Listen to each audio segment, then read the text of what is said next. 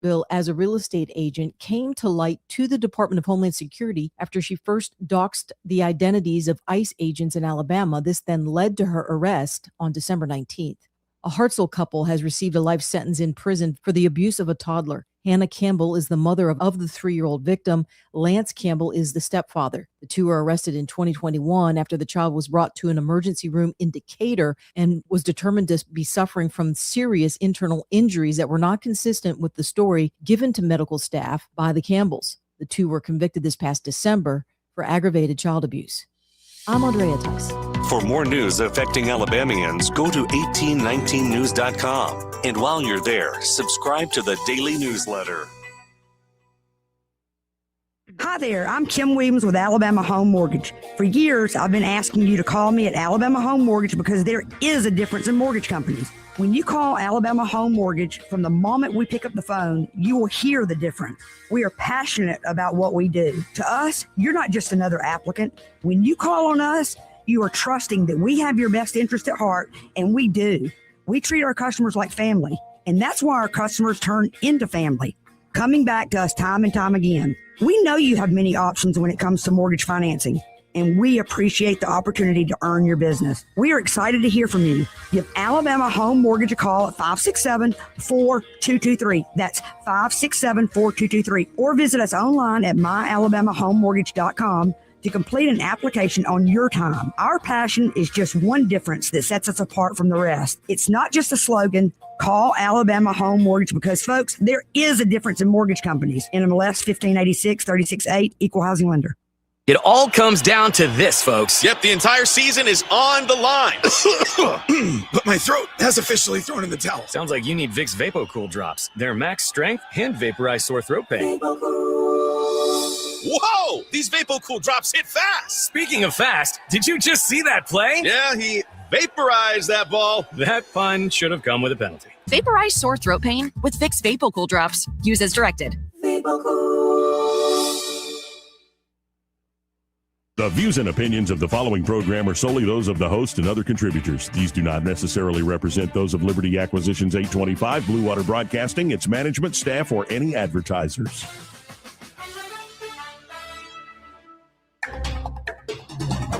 It's time for Montgomery's Conversational Radio Show. It's news and views on News Talk 93.1 FM. To join the conversation, call 272-9228.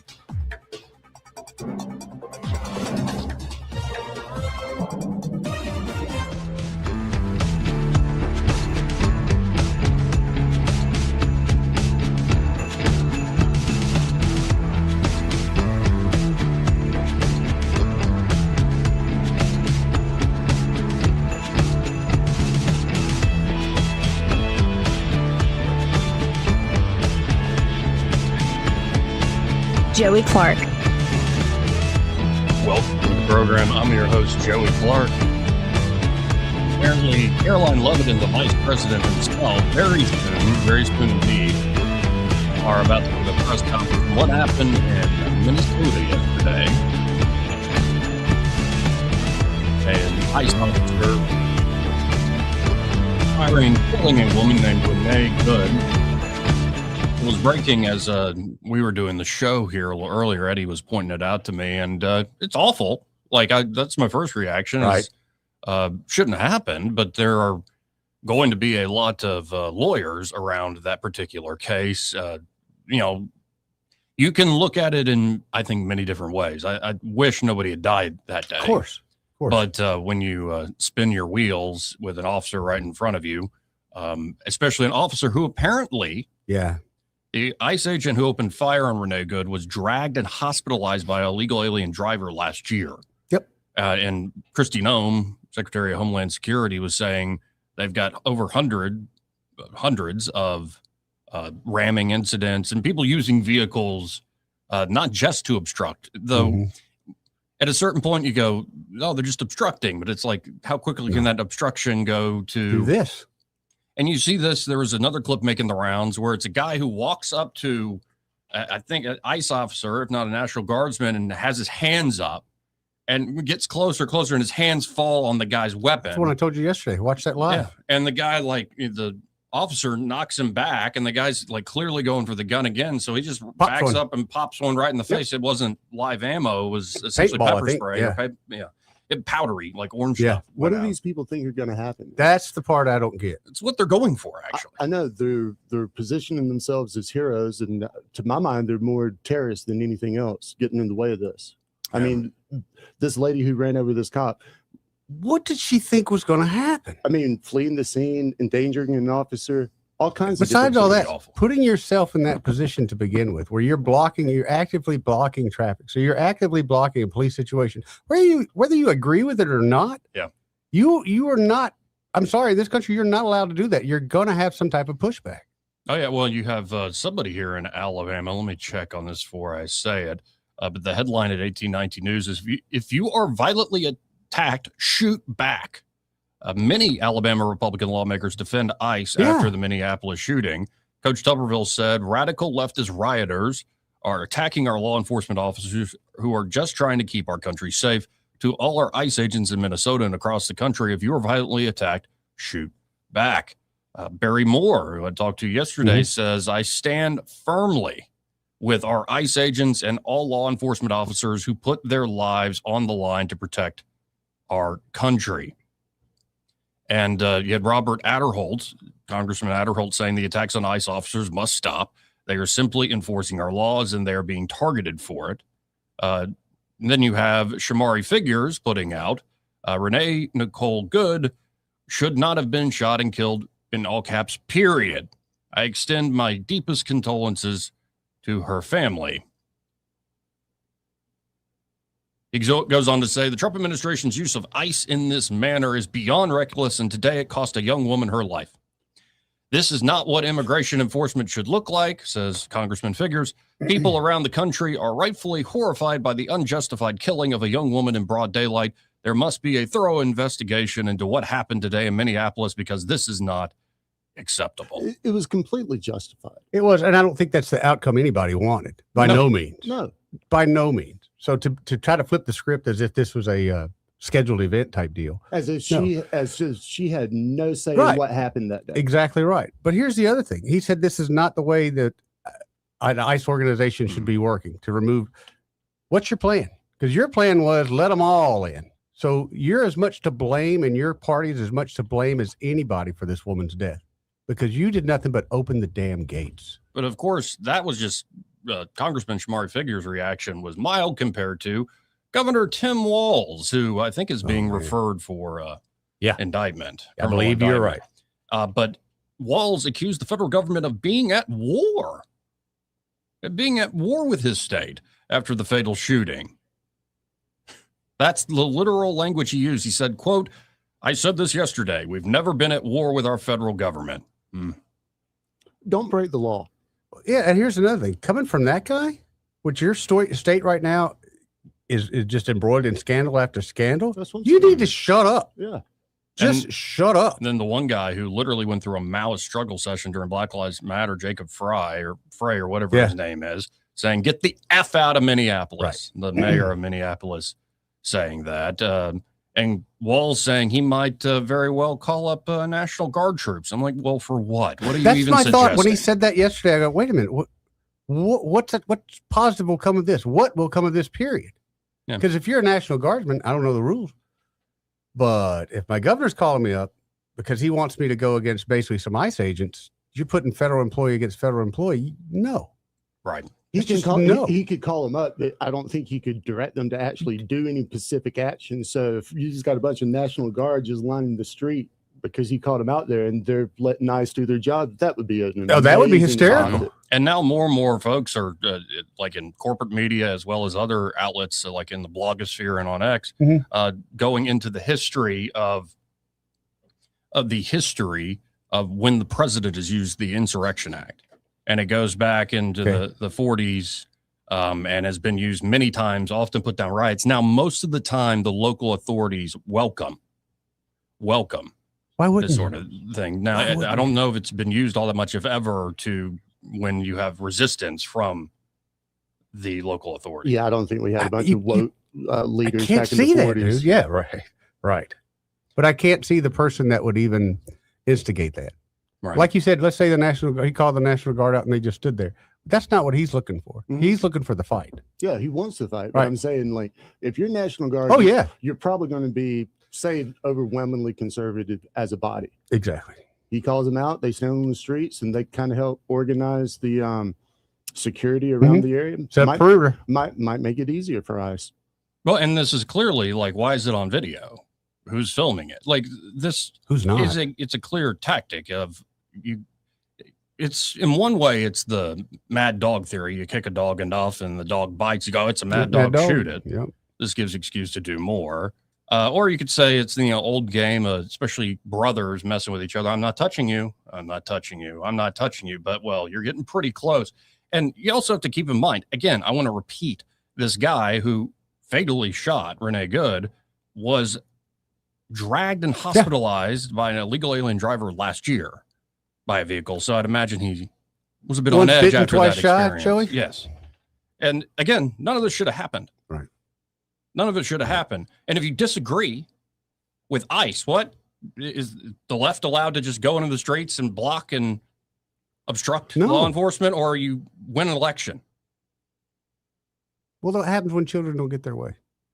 I'm a big fan of you can do whatever you want, but accept the consequences. Yeah. Yeah, I'm all about that. That's the, unfortunately, Live my life that way. this is the perfect example of play stupid games, win stupid prizes. FAFO. And a second, we should have Congressman Gary Palmer calling and talking about what's coming up in this year of Congress. Yeah, check real quick if you could who we got there on line one. He might be calling in early, but it'll probably be more around 12:30 is when we're going to get him. And real quick rundown of a lot of headlines out there. Ron DeSantis coming out as the chief AI skeptic, saying, quote, "We have to reject AI with every fiber of our being." So he is drawing a line in the sand, and that's very much against what Trump and team are doing, and many others say top players in this world are doing. We don't.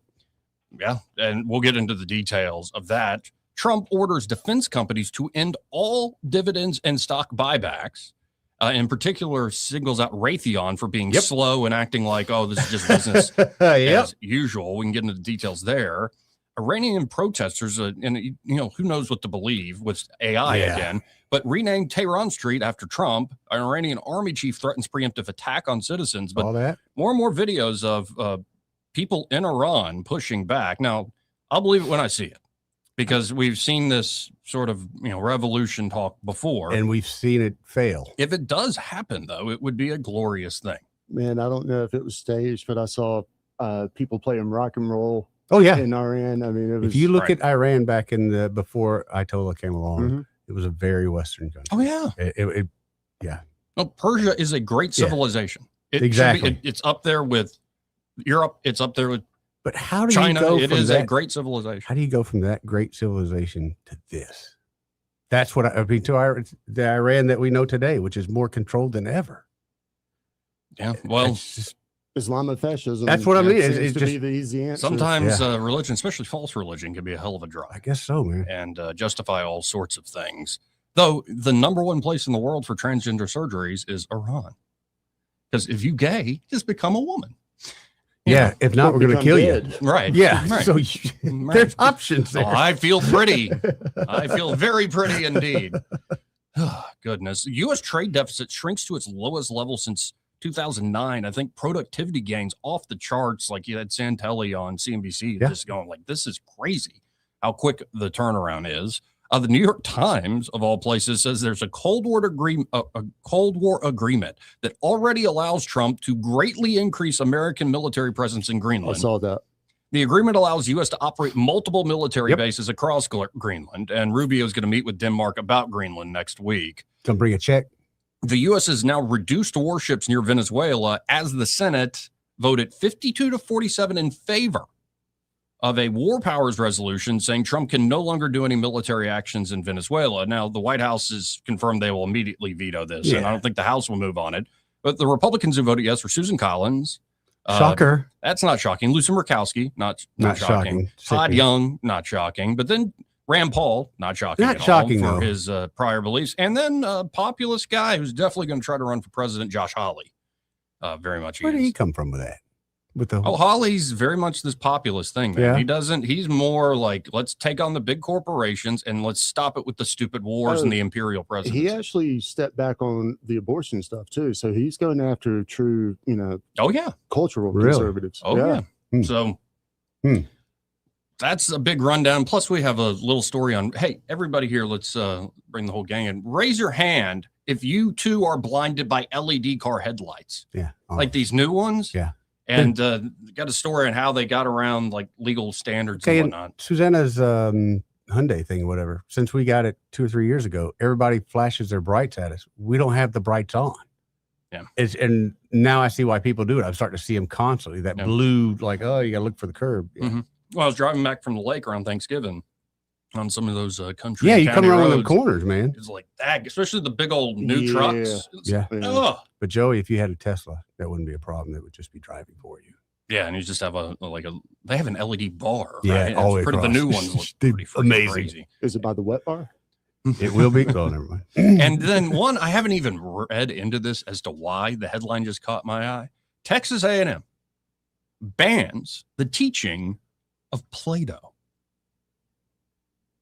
Not the toy. No. PLATO, like platonic, like our platonic. But wasn't in the overall course that they were coming out against, and that was just one of the subject matters.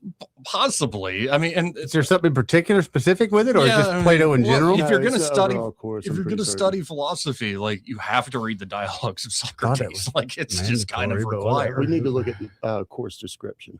Yeah, we'll get into that. It's just that headline caught my eye. It's like, no more Play-Doh for y'all. No more Play-Doh for maybe you. they were eating too much of it. Mm-hmm. Too much higher learning. Let's go to Charles the first. Hey, Charles, how you doing? I'm good. Hey, Joey, Eddie, Byron. How you doing, buddy? Well, the situation with the lady there. My whole incident with Daddy dying because someone didn't follow the police officer's orders. Yep. In Brantley, Alabama. Yep. And I want to give y'all something that I always think about when these George Floyd and these type things happen. Okay, so let me explain again what happened. The two men committing a crime, helicopter lands, sergeant gets out and tells them to freeze and halt. One puts his hands up, the other one starts running into the woods. Mm-hmm. Now, my dad takes off in the helicopter to go after him and hits the power lines. My brother, who's a police officer, gets to the scene, but they can't get to my dad that they can see because the power lines are still in the helicopter, y'all. And they're having to hold my brother back. Now, here's what happens later, though, with Jimmy Evans' office, okay? The Attorney General.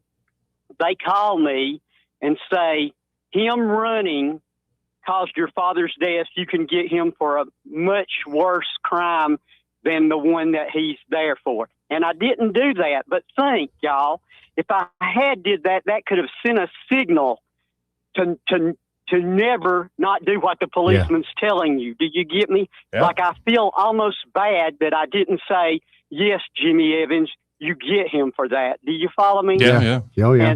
And so you see what I'm saying? That's always kind of hit me. Maybe I should have made that decision. I was trying to have empathy and say, get him for the crime that he committed. He couldn't tell that my father would hit the power lines. Right. And I also think if the other officer had shot up in the air or anything, and my dad didn't have to run after the helicopter, then in the helicopter to run after him, then he wouldn't have died. But anyway, I just want to remind everybody, the main thing here is when an officer tells you to do something, you do it. You work it out later in the courts as to whether or not it's right or not. Exactly. You stop and you do it. Yeah. Anyway, thanks for letting me. Agree with you 100%, Charles. No, and also I don't understand I guess people's ideology gets them going and their beliefs get them going. And in particular, a lot of white women in their 40s, it's really a thing. Premenopausal. It really is a thing. But no, I've told the stories. I've been held at gunpoint twice in my life, both times by cops. And amateur. Amateur? How many times have you been held at gunpoint? I don't count. Oh, yeah. Double count. Well, it's the folks How many you run times around have you with. held people at gunpoint? It's the company that you run Oh, around yes, with. 100%. Oh, yeah, and plus, I don't live in Titus. I don't have to point a gun at a crackhead every once in a while. We have no crackheads in Titus. You know? Well, this is when because you you hear, point the guns right. at When you hear a Those are gunshot in methods. Titus, it's either a snake, a deer, or a hog. What about meth heads? He's right. And it could be, there's some meth heads in the country. That's everywhere. Yeah. But we know where they're at. They're not one little trailer park. They're good. We fence it in at night. No, but just those two moments I know in my life where you see like you submit uniformed control, right? officers. Yeah. It's one thing if like a random person puts you at gunpoint. That's a hell of a thing. But like uniformed officers put you at gunpoint. It's like, yeah, what do you want? Like whatever you want. What could big bad Joey Clark have been doing to get Oh my goodness. gun pulled on? Both times were stupid. Being an actor. Oh, no, we were doing a stupid little movie. We were in high school, like junior year. In high school? And And it was my buddy's dad used to have he has an air conditioning company and had it over off Highland Road, where the office had been for decades. Mm-hmm. His father had run.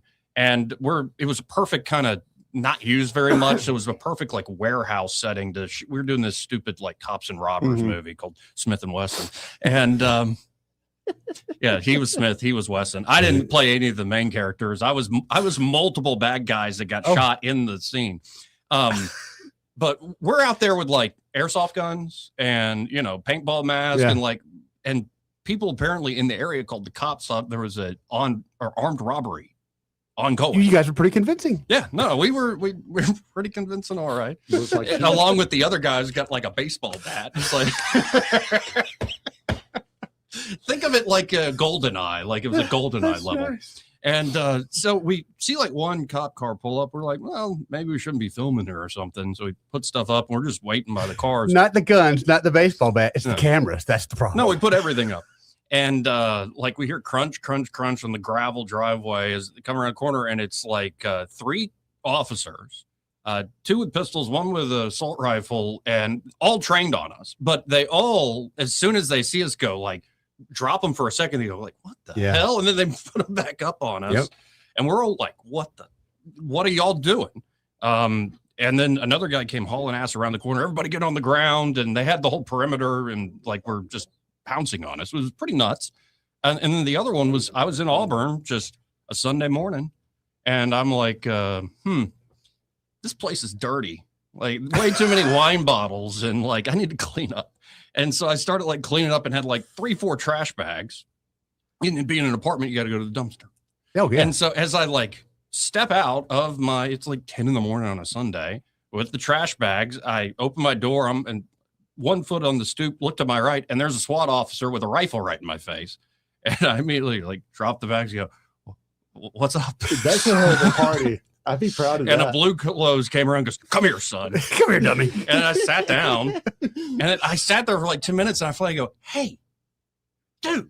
I'm like, he goes, what? I'm like, can I go back inside? He goes, yeah, I guess. I'm like, what the hell's going on? We got a situation. We got a hostage situation a few doors down. I'm like, okay. And so I go back inside and then they made me leave. Like another hour later, like, can you guys, I'm like, I'll go on campus somewhere. Yeah. And they were that serious about it. It's like where I had to walk with my left shoulder to one of the SWAT officers' back as they have it trained. Turned out there's nobody in the apartment there. Anyway, like me doing nothing wrong. Just Sunday morning. Boy. Yeah, I'm glad I taking didn't out some beer bottles. I'm glad I didn't rip the bong right before I did that. I thought they were showing up because of the hellacious party you had. Yeah, exactly. Anyway, let's go to simpler days real quick. Then we got to hit a break because we do have Gary Palmer calling in. Hey, how you doing, sir? It's simpler days. What's up, simpler days? Well, Tampon Tim says he's going to call out the National Guard, and if he does, just like when George Wallace had the National Guard at the University of Alabama, all Kennedy did was federalize them. Yeah. Yes. So that will cancel that out. Number 2 is that if this purple-haired woman that should have been at home with her children or either working a job wouldn't have been in that position and gotten herself into that situation. But if she would have run over one of the ICE agents and killed him, she would be a patriot. Oh, 100%. They would be praising 100%. her, saying that she was just defending her rights and all of that stuff. Well, but she was committing a federal felony, and it's a federal felony to obstruct a federal law enforcement officer in the commission of their duty, obstructing. So that was already on the table. And then she took the course of action not to comply with a lawful order. And then now we see what happens as a result of that. And if the wheel, her front left wheel had not spun out initially, she would have hit the guy. I think she panicked when she hit the gas. And I got to hit a break here. I appreciate it, Simpler Days. I got a congressman calling. Have a good day. Thank See you, brother. And the damnedest thing is I look at X this morning and trending is the name Charlie Kirk. There are a lot of people on the right. You think people have forgotten. A lot of folks are like, no, we remember the aftermath of that. Right. We're tired of y'all's games. There's knife's edge, folks. Knife's edge. Let's hope most normal folks are not out in the streets. In fact, they aren't.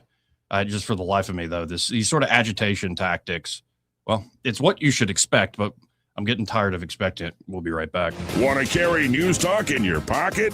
Download the News Talk 93.1 app from the App Store. Available on iPhone and Android. Never miss a moment. Download now. This is your roving reporter. Today I'm talking with a prospector. That's right, man. I'm prospecting for gold. You dig? No, but it looks like you do. And you know the first thing I'm going to do when I strike it rich? What's that? I'm going to hire David Ernest to be my money man. You mean everyone's favorite asset preservationist? That is correct, man. I'm going to call him up at 833-596-7233. 833-596-SAFE. You know, I've heard a lot of the good things about David Ernest. You know, he's the best money man around with over 40 years of experience. Experience is necessary, especially when you're digging for gold. That's right, man. And I can see that you don't have very much experience. What do you mean, man? Well, you have the little plastic bucket and shovel like a kid would take to the beach. Yeah, man. Well, I want to start out small and then kind of pace myself up until I strike it rich. Well, maybe you should call David Ernest first. You think he's got a shovel? Never know till you ask. I dig, man. This holiday, make your home feel merry, bright, and beautifully furnished. Royal Furniture is celebrating the season with royal savings on living rooms, bedrooms, dining sets, and more. Right now, unwrapped doorbuster deals and fast delivery. Need credit? Get the Royal Credit for any credit situation. Whether you're hosting the whole family or gifting comfort to yourself, it's the Royal Furniture Holiday Savings Event going on now. Royal Furniture in Auburn, Prattville, and Eastern Boulevard in Montgomery. The Rich Thomas Weather Network, brought to you by Montgomery Paint and Body. From little fender benders to total body repair, MPB will fix it good as new, maybe better. For 4 decades, the Turner family has been getting you back on the road. Call 279-7325. Rich Thomas Weather. Well, hi, everybody. Enjoy the spring life warmth today because we have another change of climate in the not-too-distant future. Today, we're dry and very comfortable with a high temperature in the middle 70s. Tonight, mild with the overnight low temperature in the mid to upper 50s. Tomorrow, Friday, I think we could reach perhaps the upper 70s. Risk of showers by Friday afternoon, but showers and thunderstorms becoming likely, especially in the overnight hours Friday night into the first half of the day Saturday. Some of those strong, possibly severe. Then another Arctic plunge, very cold on Sunday, and back to the 20s on Sunday night. From the Blue Water Weather Center, this is Rich Thomas. Budget Floors and More has the best prices. Carpet as low as 69 cents per square foot. LVP starting at $1.29 a square foot. Sheet vinyl as low as 65 cents per square foot. And the lowest prices on flooring installation supplies. Budget Floors and More across from Delray Publix. News and talk without the static. The River Region's most trusted voice. News Talk 93.1 FM WACV.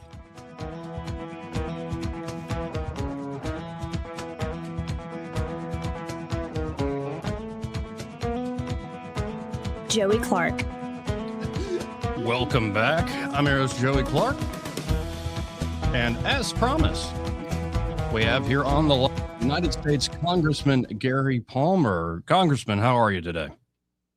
Good, Joey. How are you? Doing all right. We were just going over what happened, though, in Minnesota yesterday. And my sentiment is it shouldn't have happened in the first place. But I was going over for the life of me. I don't understand these folks who think we can obstruct law enforcement and something awful like this won't happen. And I worry, and my worst suspicions, that some people want this to exactly happen. Well, I hope that's not the case. but it could be. But I think the point that you were making about the obstruction of law enforcement is a point that needs to be made across the country, that we're not going to tolerate that anymore, and rather than run the risk of having another situation like this, just go ahead and arrest these people, and that might include bringing charges against government officials who are providing sanctuary for people who have committed criminal acts. Yeah, it's just astounding to see the level of disrespect. And it came out that this guy who did shoot this woman had been drugged by a car by an illegal alien last year. So I'd imagine those memories are in his mind. And when it just seems like this is something that the American people voted for, and if you disagree with these policies, these immigration policies, then win an election coming up. But well, we see what the left is always. But we know what, Joey. We know what happens when the wrong people win elections. Under Biden, they opened the borders and millions of people came in, but something else came in with it. Prior to Biden's election, we were running about 70,000, somewhere in that range, of people dying from drug overdoses. You may not be aware of this, but in the 4 years Biden was in office, we averaged well over 100,000 drug overdose deaths per year. I've said we've gone from a war on drugs to a war with drugs. In 1 year after Trump closed the border, that dropped down to just under 78,000. That's still a horrific number. Really is. But these immigration policies of the left have had enormously damaging consequences. Our ICE agents would not be out in the field today trying to arrest criminal aliens. And I'm talking about people who've committed rape and murder, drug trafficking, human trafficking. You go on, just you know the list as well as I do. Mm-hmm. They wouldn't be out there if it hadn't been for 4 years of Joe Biden. Yeah, and this is why the American people overwhelmingly, in large part, voted for Donald John Trump to be president once again. And he's actually following through with campaign promises, unlike so many other presidents we've seen in the past. Now, I want to shift gears here to looking forward to this year. To number one, it's America's big birthday bash this year, and I'm hoping that Congress can get some things done as part of that celebration. Well, I think we can build on the success we had last year.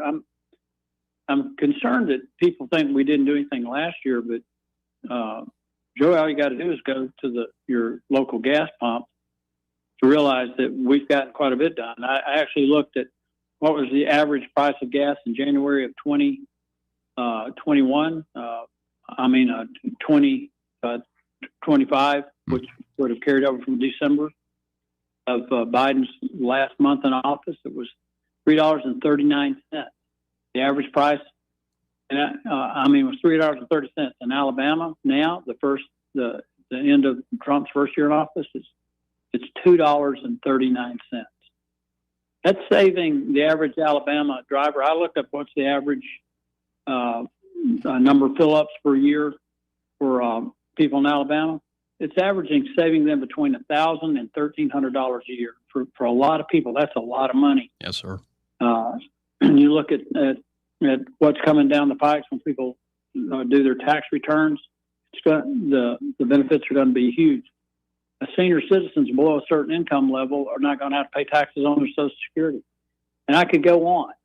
I think we're about to take up a health care bill that I think will wind up saving people between $6,000 and $9,000 a year. That a married couple in their 40s with 2 kids under 14 should be looking at savings somewhere close to $9,000 a year. Wow! But we're going to get a lot done. Now, can I ask for a little more detail on that healthcare plan? Because I know I've, of course, seen the president saying, I just want to give money directly to people, not to these insurance companies. The Democrats are, bought by the insurance companies. But what's this idea that you're getting at? Well, I introduced HR 1776, which is a pretty good bill number, considering this year is our 250th anniversary of the Declaration. It's called the American Healthcare Freedom and Affordability Act. it will allow people to buy the health insurance that they need and can afford. It will require price transparency. Let's say you need a procedure, but the doctor you want to use is not covered by your health insurance.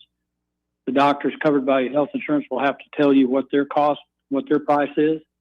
The doctor not covered tells you their price, and if it's lower, your insurance company has to cover it.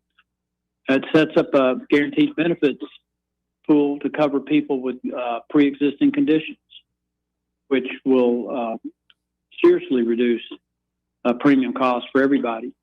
It expands on the association group plans, which allows small businesses and individual contractors to be able to afford health insurance. And it will impose a $10 premium on the Obamacare. It's the only thing that I do on Obamacare. This literally creates a parallel market. So if you like your Obamacare, you can keep your Obamacare, and we're not lying to you about it. But this new market will have much lower premiums and many more choices. But that $10 premium on the Obamacare plans is so that we can eliminate the fraud. We estimate that last year alone, there were $27 billion in fraudulent insurance plans that were dead people were enrolled, living people were enrolled, had no idea that they'd been enrolled. And by just putting a $10 requirement on that, at least people will be notified if someone has fraudulently enrolled them in an insurance plan, or if that $10 premium is not paid, it will alert the insurance companies that maybe those people don't exist. Well, I'm loving all that you're laying down. How difficult is it going to be, especially for leadership with the thin margins? Do you think we'll be able to get this done as well as other ideas done with that slim majority? Well, I introduced this back in March last year, and I've really been working, educating the other members on it. I think we're going to do it. And what I've told people, not to get too technical, but this main part of the bill will go through the Energy and Commerce Committee that I serve on. And when we do what's known as a markup, that's when you bring your bill before the committee and amendments are offered. I will offer the first amendment, and it will basically be a substitute bill. We call these amendments in the nature of a substitute, where I'm going to incorporate some of the other really good ideas that other members have. For instance, expanding health savings accounts and allowing people to use their health savings accounts to pay their premiums with pre-tax dollars. There'll be a number of other good ideas that I want to incorporate, and I'll just substitute that for the bill in its existing form. And right now, I believe we're going to do it through another reconciliation package, so we can pass this without any Democrat support in the House or the Senate. So are we essentially going to get like a big, beautiful bill 2.0? No, this will be just a beautiful bill, not a big one. Well, that's fair. And I don't know, thinking about the 250th anniversary of the signing of the Declaration, America's birthday, really. Where does your mind go when you think about the history and where we are as a people, as a nation today? Two places, actually. One of them, as you know, Joey, I take people on nighttime tours of the Capitol, and each state has statues that represent their states. And one of the statues for the state of Delaware is a guy named Caesar Rodney. Most people have never heard of him. As one of the founders, he had cancer of the face. Wherever he went, he covered his face with a scarf. But when the vote came on whether or not to declare independence from Britain, he was not there. He was not in Philadelphia, and the vote was tied. And he rode all night through a thunderstorm, driving rain, to get there to cast the deciding vote. A guy of immense importance to our independence that hardly anybody's ever heard of outside of Delaware. The other thing I think about is after the Declaration, and it was the winter of 1776, Washington had been in New York. He had lost Fort Washington and Fort Lee. Those were forts that they built on both sides of the Hudson to prevent the British from reinforcing their troops. he lost both of them. Had to make a mad dash retreat across New Jersey and Delaware to get to the Delaware River to cross into Pennsylvania. He had to divide his army. This was the end of November. They were marching in snow. They get across the river, and on December 1st, the enlistments of 2,100 of his soldiers from New Jersey and Maryland, their enlistments expired, and every one of them left. He was down to less than 3,000 soldiers in camp. Middle of December, the other half of what was left of the other half of the army showed up. He only had about maybe 6,000 men fit for duty. And yet on Christmas Day, they get orders that they're to assemble on the banks of the Delaware River at midnight, and that they were going to cross over and attack the Hessians the next morning. And I've thought about that a lot, and I thought, what would have been going through the minds of these men that had suffered terribly, hunger, inadequate clothing. They had friends killed in battle. Friends died from disease. There were 2,100 former comrades sleeping in warm beds that night. And it was in a driving snowstorm when the order came to get back in the boat. And Joey, every one of them got back in the boat and saved our country. Amen. So I think that's what I think about right now when I think about where people are coming up in this next election, that they need to think about that. And I hope people realize that now it's the time to get back in the boat. Yeah. And I was just sitting here wondering, as you're telling those stories, like, do those men and women, do those type of people still exist? And my hope and my faith is yes, that Americans still have that streak in them, that courageous streak in particular. But sometimes, I don't know, maybe it's being too online. You look at I was saying before you hopped on, it seems like we're on a knife's edge in some of our discourse. Going back to where we began the conversation, it wasn't just that, you're seeing protests in the streets and the mayhem and people are being reminded of what happened in 2020. You now have folks online on the right bringing up Charlie Kirk, and people haven't forgotten that. And just, I hope more and more Americans can hear stories like you just shared, and that we keep this in mind as we also talk about the nuts and bolts of policy. Well, I actually think the people who listen to your program, the people in the 6th District of Alabama, are the kind of people who are going to get back in the boat. I don't think there's any question about what they would be willing to do, but I do think we're at a pivot point, and we've got a lot of people who've never gotten in the boat, anybody's boat. They sit on the sideline. They don't show up to vote. They don't really engage, but we need them. And the people who are behind the protest, we're investigating this. There's a billionaire that we want to investigate that's funneling money into this stuff. You see these demonstrations that pop up within minutes of some incident, and they've got these beautifully printed signs. President Trump's made this point several times. These are people who are, many of them are paid to do this, but it's driving a message that I think is very destructive for the future of the country. And we've got to respond. And the best way to respond is to elect better people. Here. And I'm also praying that we have a booming economy, let's say, as we celebrate this July 4th, because I think that's going to make the big difference in this election coming up.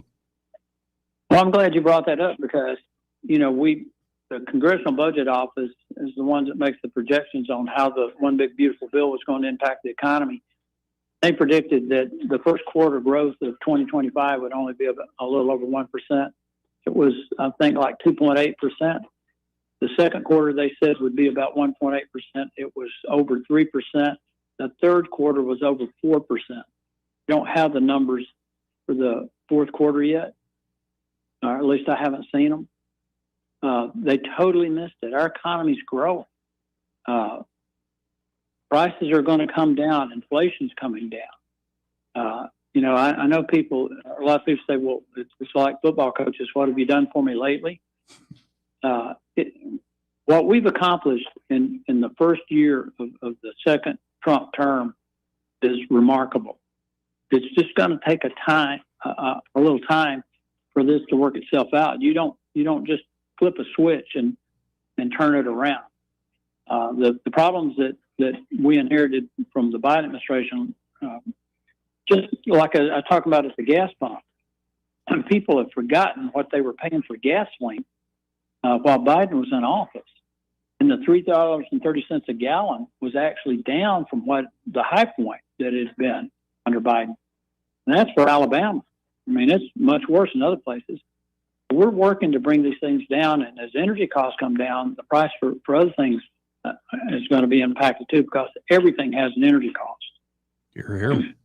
Well, I always appreciate your time, sir, and of course, Happy New Year. Hope you had a great Christmas, and hopefully we'll talk again soon, especially if you're in town. Stop on by. I'll be happy to do that, Joey. Thanks for having me on. Thank you. Again, folks, that's U.S. Congressman Gary Palmer. Of course, he is running for re-election here in Alabama's 6th district, the new District 6, that, well, thank you to the federal courts. But that means I get more time with Congressman Palmer. And, you know, when I hear the stories like he told, like there's so many stories that aren't the main ones. Yeah. That didn't get the HBO documentary series or whatever. That you can, if you mine American history, there's so much like that can inspire and also remind modern people, as much as we have our grievances and we suffer, and I never want to discount somebody's suffering, have some perspective, some big perspective indeed. Just, and you don't have to go back to 1776. No, you go back to the 50s. Yeah. You can go back to the 60s. Don't go back very far at all. Have some perspective. And I think he's right that it is going to take time. And already you're starting to see the economic changes. The trick is going to be, do folks feel it, or will we be distracted by other things? I hope not, but I know we are pumped and primed and ready to go. I know that just the business I'm in. Yep. A lot of people are just waiting for the go button, and we're ready to go. And I really think a big thing, and of course it's my business, so I'm a little bit selfish about it, but I think a big thing will be Jerome Powell exiting. I think that's going to. Well, and Powell's already relenting. Austin Marengo told me the other day that they're already starting QE again quietly. Yeah, right. And my guess is when he's out and a new person comes in, they're going to come in with a bang of, we have things on sale now. Okay, so when that new person comes in and they cut the interest rates with more of this QE going on, how does that not lead to severe inflation? That's a good question. Well, what you would hope for is you have such productivity gains that you keep it almost stable. Like, for instance, in the 20s, like the roaring 20s. Yeah. Like when you look at the CPI from that time, it was flat. And the Fed, the new Fed, which was created the decade before, coming out of World War I, they were printing like gangbusters. What we should have had in the 20s was a fall in prices, a healthy deflation from those productivity gains. When you see like productivity gains already happening right now, like ones that are shocking experts, if that continues, then it's possible you actually see falls in prices in certain goods, and then you also see more flat. Now, the one I worry about most with QE is more big assets. So that would be the other question. That's where the housing market is going to be an interesting thing. And Trump, brought up we're not going to let institutional players, but I just found, like, as I was looking at it yesterday afternoon, only 0.5% of home purchases are that. It's not that much of the market. When you look at it that way, but when you look at a market, say Montgomery in particular, I would, and I don't know the facts, I could find out, but I would say there's more renters now than ever before. The problem with that, and it, like that big company I was talking about, we sold a bunch of houses to, they're not here at all. They don't even have a service company here. If something breaks, they have to go through the phone book and start calling people. If you're not here to look at that property and check on it regularly, it can kill a neighborhood. A lot of big questions. And if they are going to tackle healthcare in a reconciliation bill, that is a great thing. And I liked what he was saying. Like, the association plans are a great idea. Topping off the health savings accounts, allow more things, cutting out, what did he say, $27 billion in fraud through the Obamacare. Did he say anything about buying over state lines by any chance? Why is that so hard, though? I mean, I know why, because pockets are deep. But I think the association plans are supposed to be across state lines. When I was last listening to like a Rand Paul talk about that, yeah, you should be able to have these affinity groups or association groups that do this. But then the question becomes, what about state level regulation? And as Arthur Orr tried last two sessions, he wanted to allow Alpha to do these sort of things, which Eddie's all like, no, but you have to pit one gorilla against the other. Big boy. You're right with that, but some of those gorillas need a dart. Where's our leading conservatives on this whole fight, debt versus GDP, and trying to wrestle that gorilla around, man? And that's an 82% number in polling. It came out today. 82% of Americans agree on one thing: 39 trillion national debt is $39 trillion debt. It's going to destroy. Getting heavy. They said it's supposed to be 50% in the next 20 years. Yeah. Well, if we can't sustain that, but it's hard as hard as somebody that's balancing their checkbook to look at that number and have anything but going, there's no way that can affect me. It's not rocket science. You need growth with controls on spending. True. Like that way, you don't have to do what I would prefer is the Argentina model of just let's take our pain and take our medicine and like deal with it. How long do you think that would take?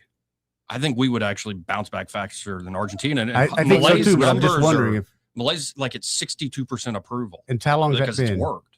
6 months? 2 years. I bet you it'd take about 2.5, 3 years. Yeah. See, I don't know if Americans can put up with. Right. So instead, we've gone with what Besson is trying to do is if we start popping these 4%, 5% GDP growth numbers, and you're bringing in more revenue through the tariff, you have more revenue streams at the same time.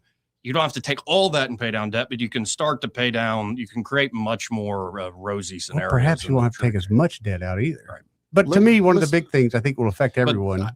We gotta hit a break here. Break? Hit a break. Yeah. This part of the program brought to you by Pest Pro Services, and they're at Pest Pro. Ashley and that great team are ready to help you out in the new year. Protect your home, not just from ants and cockroaches and wasps. I seen mosquitoes last night. And mosquitoes. I seen mosquitoes last night. January. Yes. Yes. In January. Well, they can take care of those too. Yeah, they can. I might have to call them up, man. And of course, if you're worried about termites, you should be worried about termites. If you're not, you should be. Right now, this time of year, you see all the moisture that we have. Mm-hmm. So imagine if you have a crawl space in your house right now, there's a lot of moisture in there, especially if you don't have it covered. All that moisture just kind of comes up through the house. But also that's what invites these termites. They love it dark. They love it warm, and they love it wet. And then they'll just start eating through your wood. Before you know it, you got big problems. You don't want those problems, Joey. No, you don't want termites eating through your dark wet wood. No, you don't. So check out Pest Pro Services today.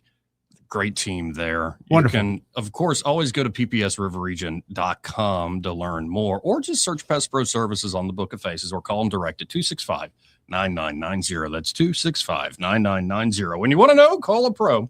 Pest Pro Services, and be sure to tell Ashley and the team that Joey Byron and Dirty Eddie sent you. He may not know whether he's coming or going, but whether you're going to work or coming home, Greg Budell is there. Mornings 6 till 9 and afternoons 3 till 6. Only on News Talk 93.1 FM WACV. What's your biggest investment? More than likely, it's your home. So treat it that way when you hire a painting contractor. With PBS Painting, there are no gimmicks, no $99 specials. Just quality painting and someone who treats your home with the same respect that you do. At PBS Painting, we have been painting for years and look forward to many more years to come. With PBS Painting, the job gets prepped properly, whether it's cleaning, scraping, or priming. We always use quality products, which is a must for a quality paint job. So if you're looking for a painter that doesn't need upfront money and is on the job at all times, then please give me a call. Scott Bowers and PBS Painting, 294-5122. That's PBS Painting, 294-5122. Look at some of our work on Facebook at PBS Painting Montgomery. Welcome to Eclectic Coins, Montgomery's largest coin dealer, specializing in buying and selling investment-grade gold and silver coins. And they have a large selection of rare coins and coins from around the world. Visit them at 543 Northeastern Boulevard or on the web at eclecticcoins.com. Eclectic Coins, where collectors who know go.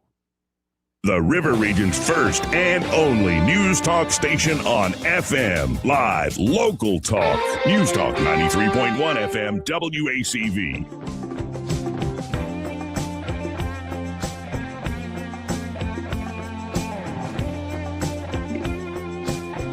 Welcome back. I'm your host, Joey Clark, Eddie Bader, and Byron Sheehy in the house with me.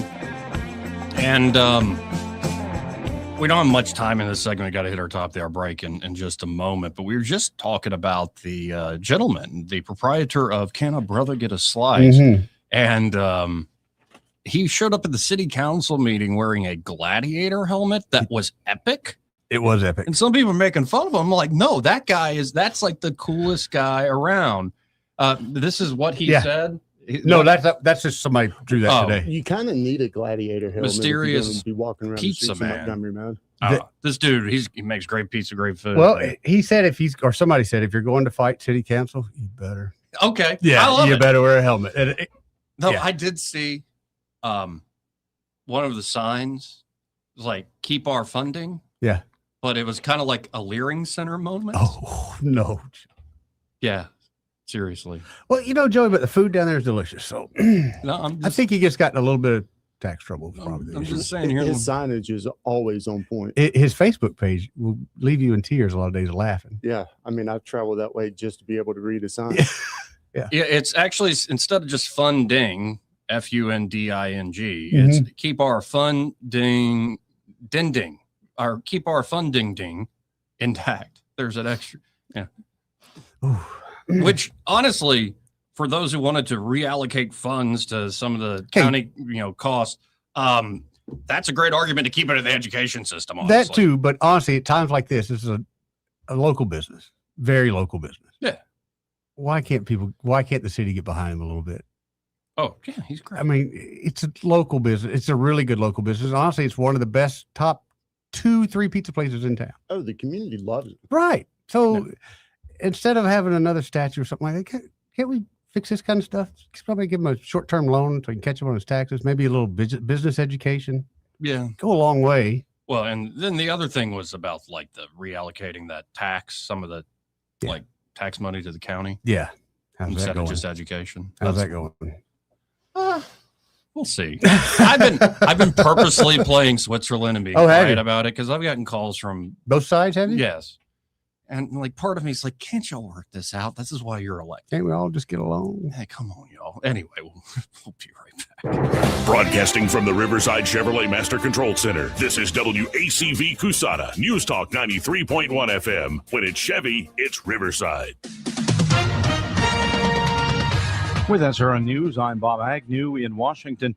Tensions remained high today in Minneapolis after the shooting yesterday by an ICE agent of a woman who used her vehicle to block ICE agents. DHS Secretary Noem says the responsibility for that fatal shooting lies on the driver. These individuals had followed our officers all day, had harassed them, had blocked them in. They were impeding our law enforcement operations, which is against the law. Trump administration officials assert that the victim there, Renee Nicole Macklin Good, was an active protester whose refusal to heed law enforcement directions escalated into an attempt to drive away from the scene toward an ICE officer who responded with defensive fire. 5 Republican senators joined Democrats to back a war powers bill that would force the president to seek approval from Congress before directing any new military operations inside of Venezuela. This is SRN News.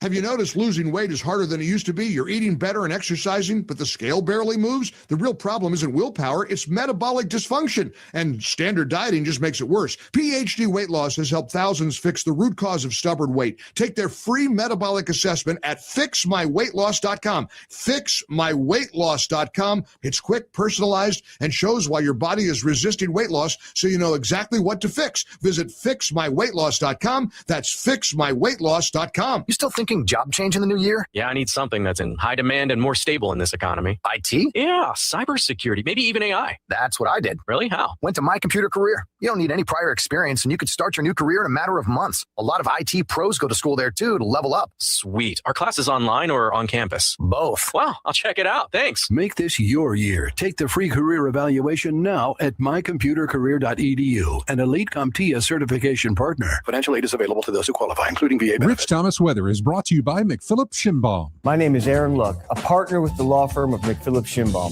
If you or someone in your family has been seriously injured by the negligence of someone else, call me directly. 262-1911. Rich Thomas Weather. Well, hi, everybody. Enjoy the spring life warmth today because we have another change of climate in the not too distant future. Today, we're dry and very comfortable with a high temperature in the middle 70s. Tonight, mild with the overnight low temperature in the mid to upper 50s. Tomorrow, Friday, I think we could reach perhaps the upper 70s. Risk of showers by Friday afternoon, but showers and thunderstorms becoming likely, especially in the overnight hours Friday night into the first half of the day Saturday. Some of those strong, possibly severe. Then another Arctic plunge, very cold on Sunday, and back to the 20s on Sunday night. From the Blue Water Weather Center, this is Rich Thomas. From the Blue Water Broadcasting News Center, here's today's top stories. The owner of a popular pizza restaurant in Montgomery appeared before the city council wearing a gladiator helmet. Cedric Sanders owns Can a Brother Get a Slice pizza restaurant on South Decatur Street. Sanders donned the gladiator helmet just before he answered council questions about unpaid sales taxes. A man is fighting for his life after being shot in the parking lot of Montgomery's municipal courthouse. MPD responded to the 1000 block of Madison Avenue around 4:30 Wednesday afternoon, where officers found a man with life-threatening injuries from a gunshot wound. The unidentified victim was taken to a nearby hospital in critical condition.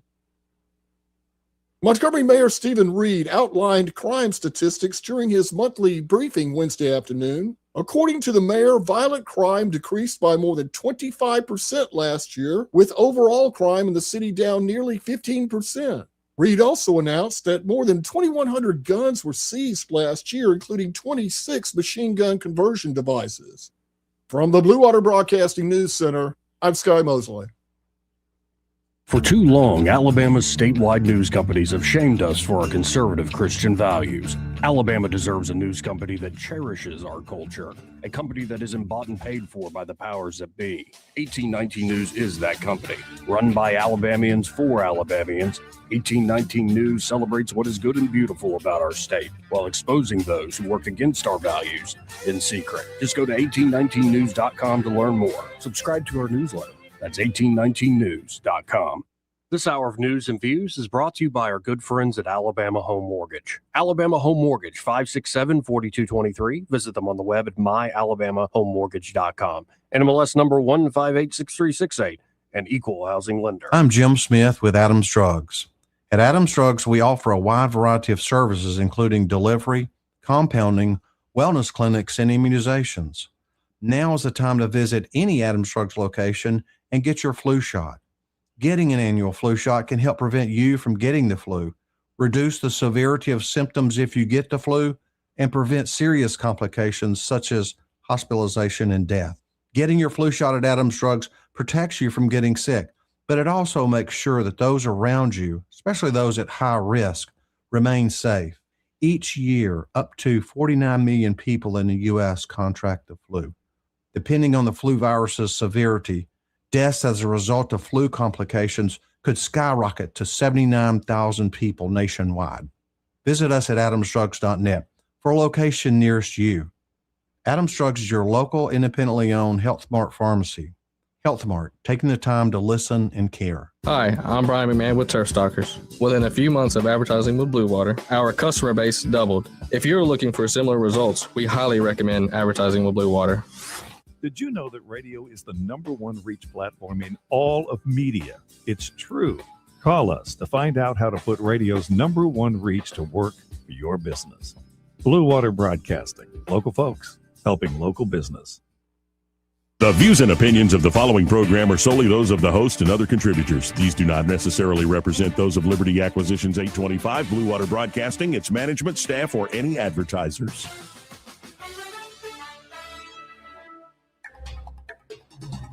It's time for Montgomery's conversational radio show. It's news and views on News Talk 93.1 FM. To join the conversation, call 272-9228.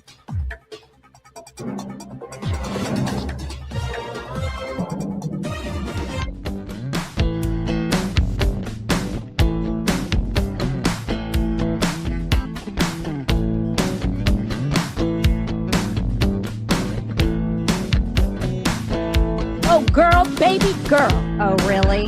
Don't even play. Shut up, silly woman. Joey Clark. Welcome back to the program. I'm your host, Joey Clark. I caught Eddie dancing over there for a second. I like this. Got a funky beat. You can dance to it. Actually, I think this is a pretty good one for the Trump dance. Yeah? Oh, it would be. This would be awesome at a field party. Little bonfire. Little bonfire action. Yeah. Little bush light. Yeah, ain't nothing wrong with that. Some Southern comfort. Oh, no. Somebody wants to see me dance. No. Just give me normal whiskey. I don't need all that sugar. So here is what the president said yesterday after what happened in Minnesota. And we were just seeing on the TV people getting in snowball fights with law enforcement, which is, it sounds innocent, but, it's all fun until it's not. And yeah. But here's what Trump said shortly after the shooting of this woman as she was in her car obstructing the road and then hit the gas. And I suspect she was just panicked, freaked out? Anyway. Yep, and thought she could just, it's over, I can get away now. I'm going to go rageful, probably irate, off her hinges. Could be. Let's listen into Trump. He says, quote, "I've just viewed the clip of the event which took place in Minneapolis, Minnesota. It is a horrible thing to watch. The woman screaming was obviously a professional agitator, and the woman driving the car was very disorderly, obstructing and resisting, who then violently, willfully, and viciously ran over the ICE officer, who seems to have shot her in self-defense. Based on the attached clip, it is hard to believe he is alive, but is now recovering in the hospital. The situation is being studied in its entirety, but the reason these incidents are happening is because the radical left is threatening, assaulting, and targeting our law enforcement officers and ICE agents on a daily basis. They're just trying to do the job of making America safe. We need to stand by and protect our law enforcement officers from this radical left movement of violence and hate." So that was how the president weighed in. And I do wonder, how does this cut? Because we were talking off air about the midterm elections, and you think the Republicans are set to get a shellacking here. How does stuff like this play in? Because I really do think it's the economic stuff. Like, if you have a great economy, it's going to be tough to complain about a bad economy. And all this other stuff, to me, is like, we forget about it in a week. I think your diehards are going to turn out and vote. Your people who are squishy, they don't always vote in the midterms. And so it's a turnout game, an enthusiasm game. Now, the president is saying, and we'll see if they pull it off, that he's going to campaign like he's running for president. He's going to have to. Yeah. He's right, to get those turnout numbers. So, okay, so it's not so much to you a particular issue, those certain issues, it's a enthusiasm game. And people who are upset always turn out more. Yeah. And people who are disappointed because they're a one issue person on this side or the other stay home. They feel demoralized. Yeah. It's just, for the life of me, I look at the Democrats and the left, and their numbers are still in the tank, by the way. Their approval numbers aren't great by any means. I think some of the worst they've had in ages. So it really is going to, I think you're right, a game of turnout. It's not going to be a policy or anything like that. It's just going to be a strictly. I mean, I think all the policy stuff's already factored in to the, the edges of each of the parties. Like whatever that issue is for those people is 100% baked in. You're not going to flip them one way or the other. So they're going to turn out to vote. There's going to be the squishy independents, moderates in the middle, your Joeys. Is he going to stay home? Is he going to get out? Are they voting to show Alabama, disappointment, though? That type of thing with the showing, they're voting to show disappointment. They're voting to. I think some people are going to stay home because of the disappointment. Yeah. Okay. What does my vote matter? What's going to matter? They said that they were going to do A, B, C, and D. They didn't. They only did A. Yeah. Oh, I get that way. I get it. Yeah, I don't know. I'm on this kick of I want to keep the party going. Yeah. I don't think things have been perfect by any means. I thought the biggest shot in the foot by the Trump administration was the whole Epstein thing. You didn't ask me what I want to happen. Fair enough. I'm telling you what I think's going to happen. No, and I think you are well-grounded. Do you see anything that could change that? Say the economy, honestly, let's say February comes in, interest rates drop by March, things are rolling. Do you think the economy could save that? I mean, the economy could save it. A misplaced bomb by a foreign enemy could change it. I mean, what's the old saying? 2 weeks in politics is an eternity. Yeah. I mean, this thing can change on a dime. But It's not too late, but just what you see right now. Right now is not lining up positively. He's right. Yeah, we'll see. I think there are a lot of folks that are going to come back home in the same way. Elon and Trump seem to have kissed and made up. That's what the campaigns are for. 4 weeks, there will be a push to re-galvanize and energize. Now, before I forget, I mentioned all the other congressional delegation. This is Senator Brett, I believe. What is this? National Report on... I'm losing track of News Nation or Newsmax. Fractured News. Anyway, here's the senator from Montgomery talking about what happened in Minneapolis, Minnesota yesterday. Well, first and foremost, this is a tragic situation. As you said yourself, any loss of life is something that we all mourn. When we look at where we are and how we got here, the left has to assume responsibility for creating an environment that should have never existed. And this doesn't go back just a few months. Sean, this goes back years. Their actual rhetoric about law enforcement officers and what they do in our community has been toxic, and it is a seed that has been sowing and growing for some time. At the end of the day, one thing that everyone needs to remember is law enforcement officers leave the safety of their home each and every day so that we can return to ours. When you're looking at ICE officers working to enforce the law, working there to keep people safe, and what we've seen because of the rhetoric of people like Tim Walz is we have seen an increase of 1,300% in actual assaults on ICE officers. We have actually seen an 8,000% increase on death threats to ICE officers. Look, this is absolutely ridiculous. We need to make sure that the people of our country know that our law enforcement officers are there to keep them safe. They're there to enforce the law, not create rhetoric that emboldens people. We saw what happened yesterday, which was just tragic all the way around. And I think the left has got to stop. You've got to be more responsible, and you have to stand shoulder to shoulder with the people who are here to keep us safe. So pretty standard, and I think sound message. It was my sentiment essentially. When we first saw it yesterday, I was like, that's just terrible. Well, and the chaos around a law enforcement operation, and then it becomes, and you see it clearly online, plain as day, especially on X. It's a Rorschach test. Like, depending on what your priors are, that's how you're going to see it. It's almost like the video isn't even worth it. It's kind of like that last second game-winning shot that was taken away, Auburn against A&M. Yeah, like you see it, and it's like, I'm of course, like, that should have counted. You didn't have conclusive evidence to overturn that, but it was Auburn, right? But I'm an Auburn graduate, right, like I see what I want to see, and sadly, it's not just football and basketball games that happens. You see this with a lot of these videos, and it's one of the, having done this dadgum now 14 years, at least producing and like paying attention in the way I've paid attention. One of the worst, or my least favorite aspects of American politics and the back and forth is when there's a video of a chaotic, violent event that is then used for political game by both sides as the inciting event. And it's one thing when it's a violent event and it's pretty cut and dry. And you notice those don't get as much play. But when it's a little ambiguous, where it's going to be tough for a jury and the lawyers and the judge to kind of, that's why we have the process we have, where you take your time.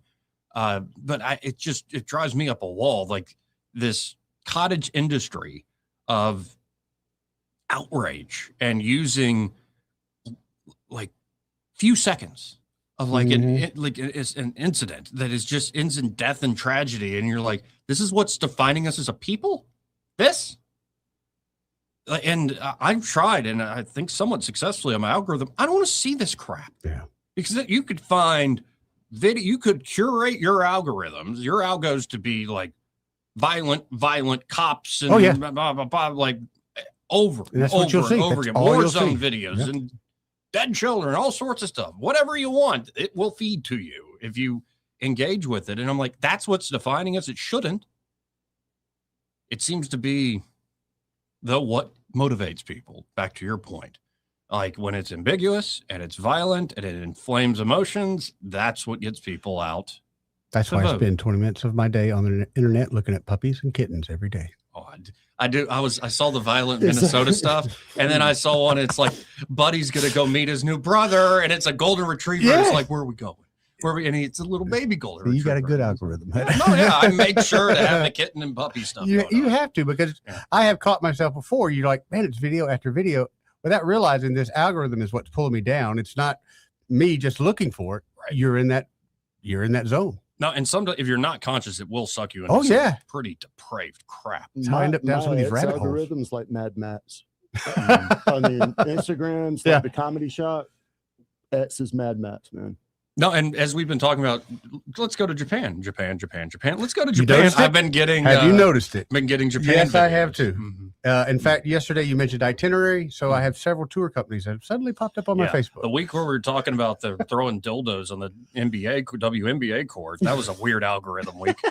I think I turned my phone off that week. You probably had to answer some questions. Sure you did. You turned it off. Right. All right. Sure you did. So real quick, because, it's now being raised, the idea of the Insurrection Act being used. Mm-hmm. So throughout American history, presidents have occasionally deployed the military forces, including federalizing National Guard to quell violence or enforce federal law. Yeah. So, those two different things. Quell violence is one thing. The other is enforce federal law.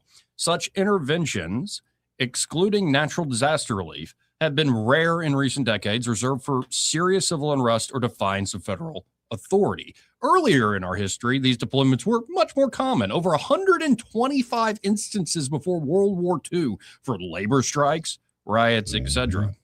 Yeah, seriously, like having perspective, like I was saying earlier. And also, I love Congressman Palmer's story. I really do, taking a tour and you can see the history and these great stories. But I'm also of the mind of you can find some gnarly stuff in American history. Of course. Gnarly. Dude, especially history ain't pretty. Especially 1800s America. My History's not God. pretty.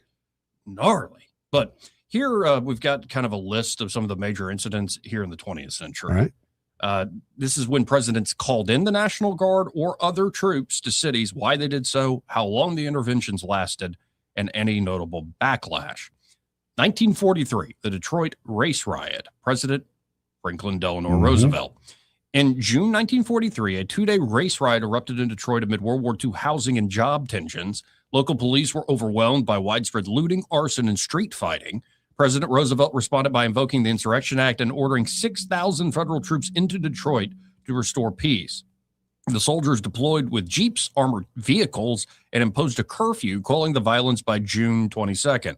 The riot left 34 people dead, 25 of them black, and hundreds injured.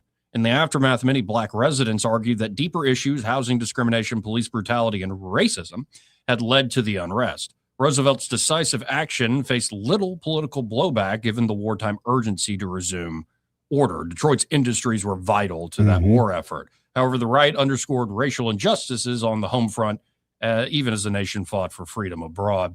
57, keeping that theme going. Little Rock integration crisis. This is President Eisenhower, Ike.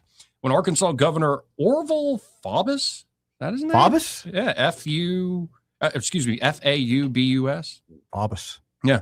Well, when Orville used the Arkansas National Guard to block 9 black students, the Little Rock 9, from entering Little Rock Central High School in September of 1957, it sparked a constitutional crisis. After mobs of segregationists rioted outside the school, President Eisenhower federalized the Arkansas National Guard and sent 1,000 U.S. Army paratroopers from the 101st Airborne to enforce the student entry on September 25th. Eisenhower issued an executive order under Title 10, the Insurrection Act, to uphold federal court orders desegregating the school, declaring that, quote, mob rule cannot be allowed to override the decisions of courts. 1962. Ole Miss riot in Oxford, Mississippi. This is President John F. Kennedy. In late September 1962, James Meredith's attempt to become the first black student to enroll at the University of Mississippi led to a violent segregationist uprising. White mobs, including armed extremists, attacked federal marshals on campus, and the situation escalated into a small war zone. 160 marshals were injured, 28 by gunfire, and 2 people were killed during the chaos. President Kennedy, after hours of futile negotiations with Mississippi's defiant governor, Ross Barnett, invoked the Insurrection Act on the night of September 30th, 1962. He deployed Army troops, eventually over 30,000 federal forces, the most ever for a single disturbance, to Oxford to quell the riot and secure Meredith's admission. Federal soldiers arrived overnight and quelled the insurrection by the next day, remaining on campus for months to prevent further violence. 1963, desegregation showdowns in Alabama under Kennedy. In June 63, Governor George Wallace physically barred 2 black students from enrolling at the University of Alabama, the infamous stand in the schoolhouse door. After Wallace ignored a presidential proclamation to obey federal court integration orders, President Kennedy issued Executive Order 11111 to federalize the Alabama National Guard under the Insurrection Act. Guard General Henry V. Graham confronted Wallace on June 11th, 1963, informing him, quote, "Sir, it is my sad duty to ask you to step aside under the orders of the President of the United States." Wallace finally stepped aside, and students entered without bloodshed. Kennedy kept Alabama Guard troops on campus for a time to ensure peaceful integration, despite Wallace's protest. A few months later, in September 63, when Governor Wallace attempted to prevent black students from entering newly integrated public schools across Alabama, Kennedy again federalized the Alabama Guard to enforce desegregation. These interventions were relatively swift and surgical. There was minimal violence. And I believe I've been told many a story, too, that Wallace had a public face and then he had a sort of private conversation. It was a lot of theater. It was brokered. Yeah. 65, Selma to Montgomery March. Johnson, in 65, civil rights activists in Alabama planned a peaceful march from Selma to Montgomery for voting rights, but they were first met with brutal state police violence on Bloody Sunday. After a federal court authorized a renewed march, Governor George Wallace refused to adequately protect the demonstrators, claiming Alabama couldn't afford it. A furious President Johnson responded by federalizing elements of the Alabama National Guard on March 20th, 65, and dispatching U.S. Army troops to safeguard the marchers. Starting on March 21st, about 1,800 Alabama Guardsmen, now under federal command, and 2,000 Army soldiers escorted Martin Luther King Jr. and thousands of marchers along the 50-mile route to Montgomery. The troops and federal marshals formed protective cordons and ensuring the marchers were not attacked as they had been earlier. Johnson's action was under the Insurrection Act. 67, the Long Hot Summer Riot.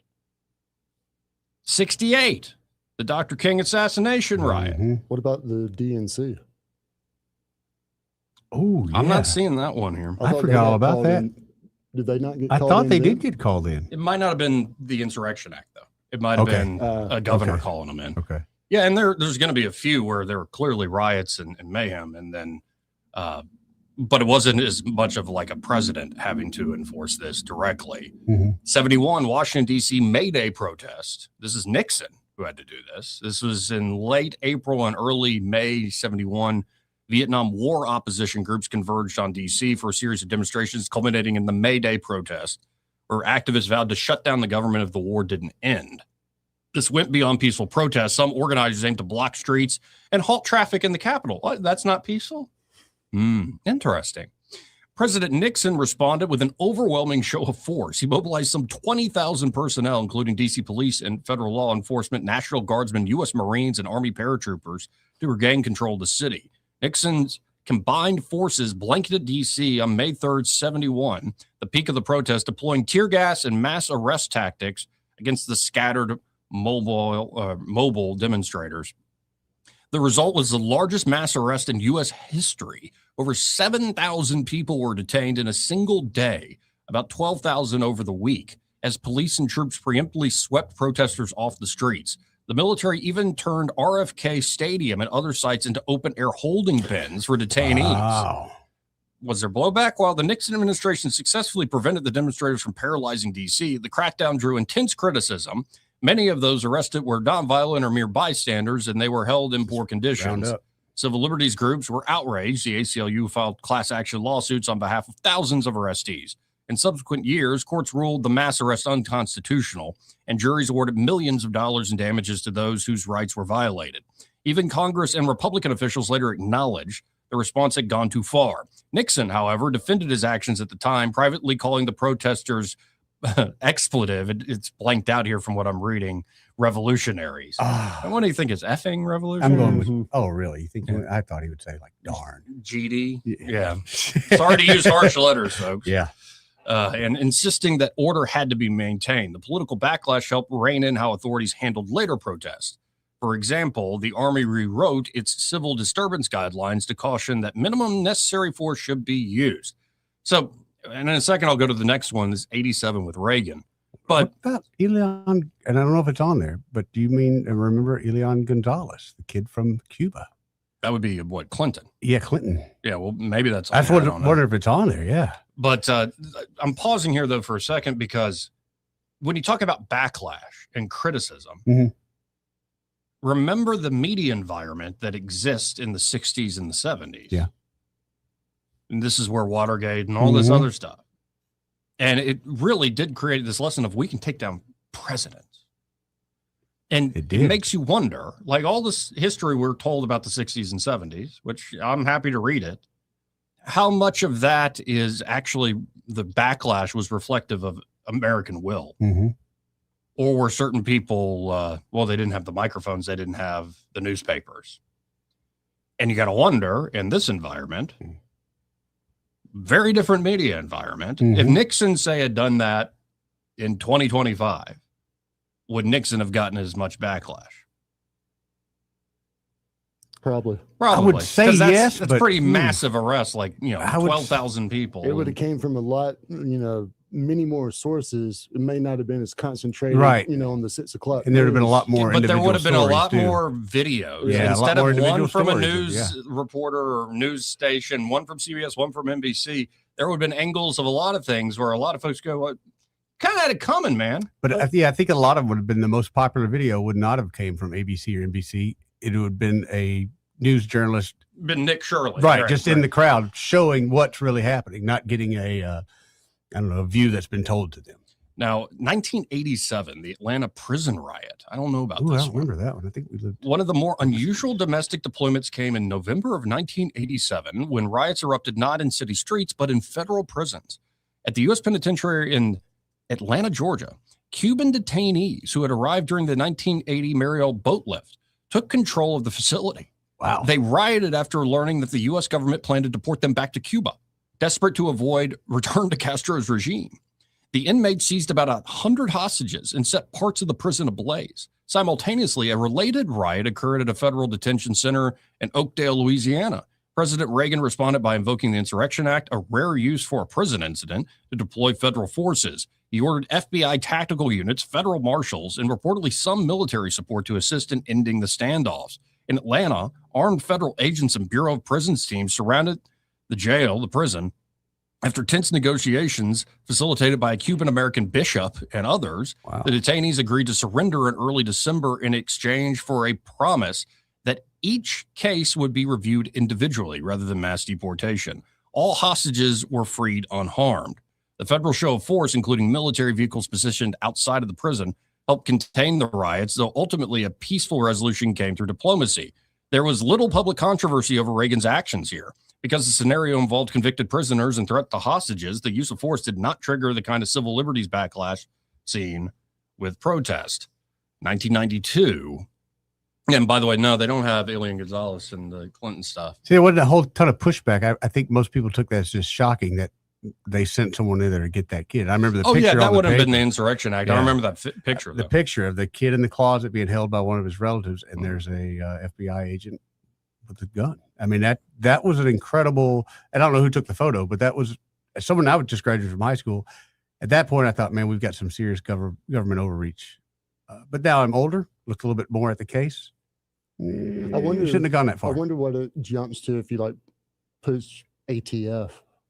Oh my, yeah, that's a lot. We've had a lot Ruby of Ridge, ATF. We've had a lot of Waco, sting operations and SWAT teams and all sorts of stuff.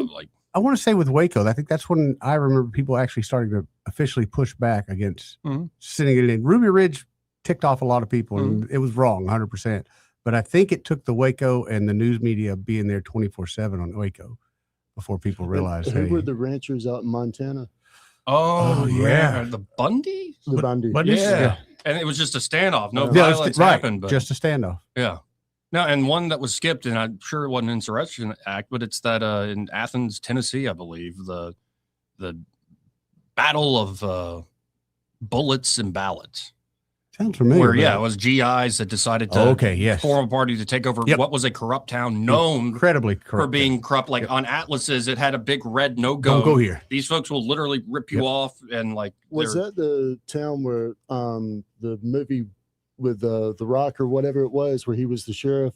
No, I think that's a different story. Okay. Yeah, Walking Tall. But in this one, by the way, the GIs that rebelled against the local authorities and whooped them. Yeah, snipes, man. Like they had served in the Pacific Theater and they had high ground over. They found out they hid the ballots where they had won the election fair and square to beat the corruption in the jail. So they took a house that had high ground over the jail and whooped the local police and authorities, and the National Guard's called in, and the National Guard's like, we don't want to fight these boys. Nah.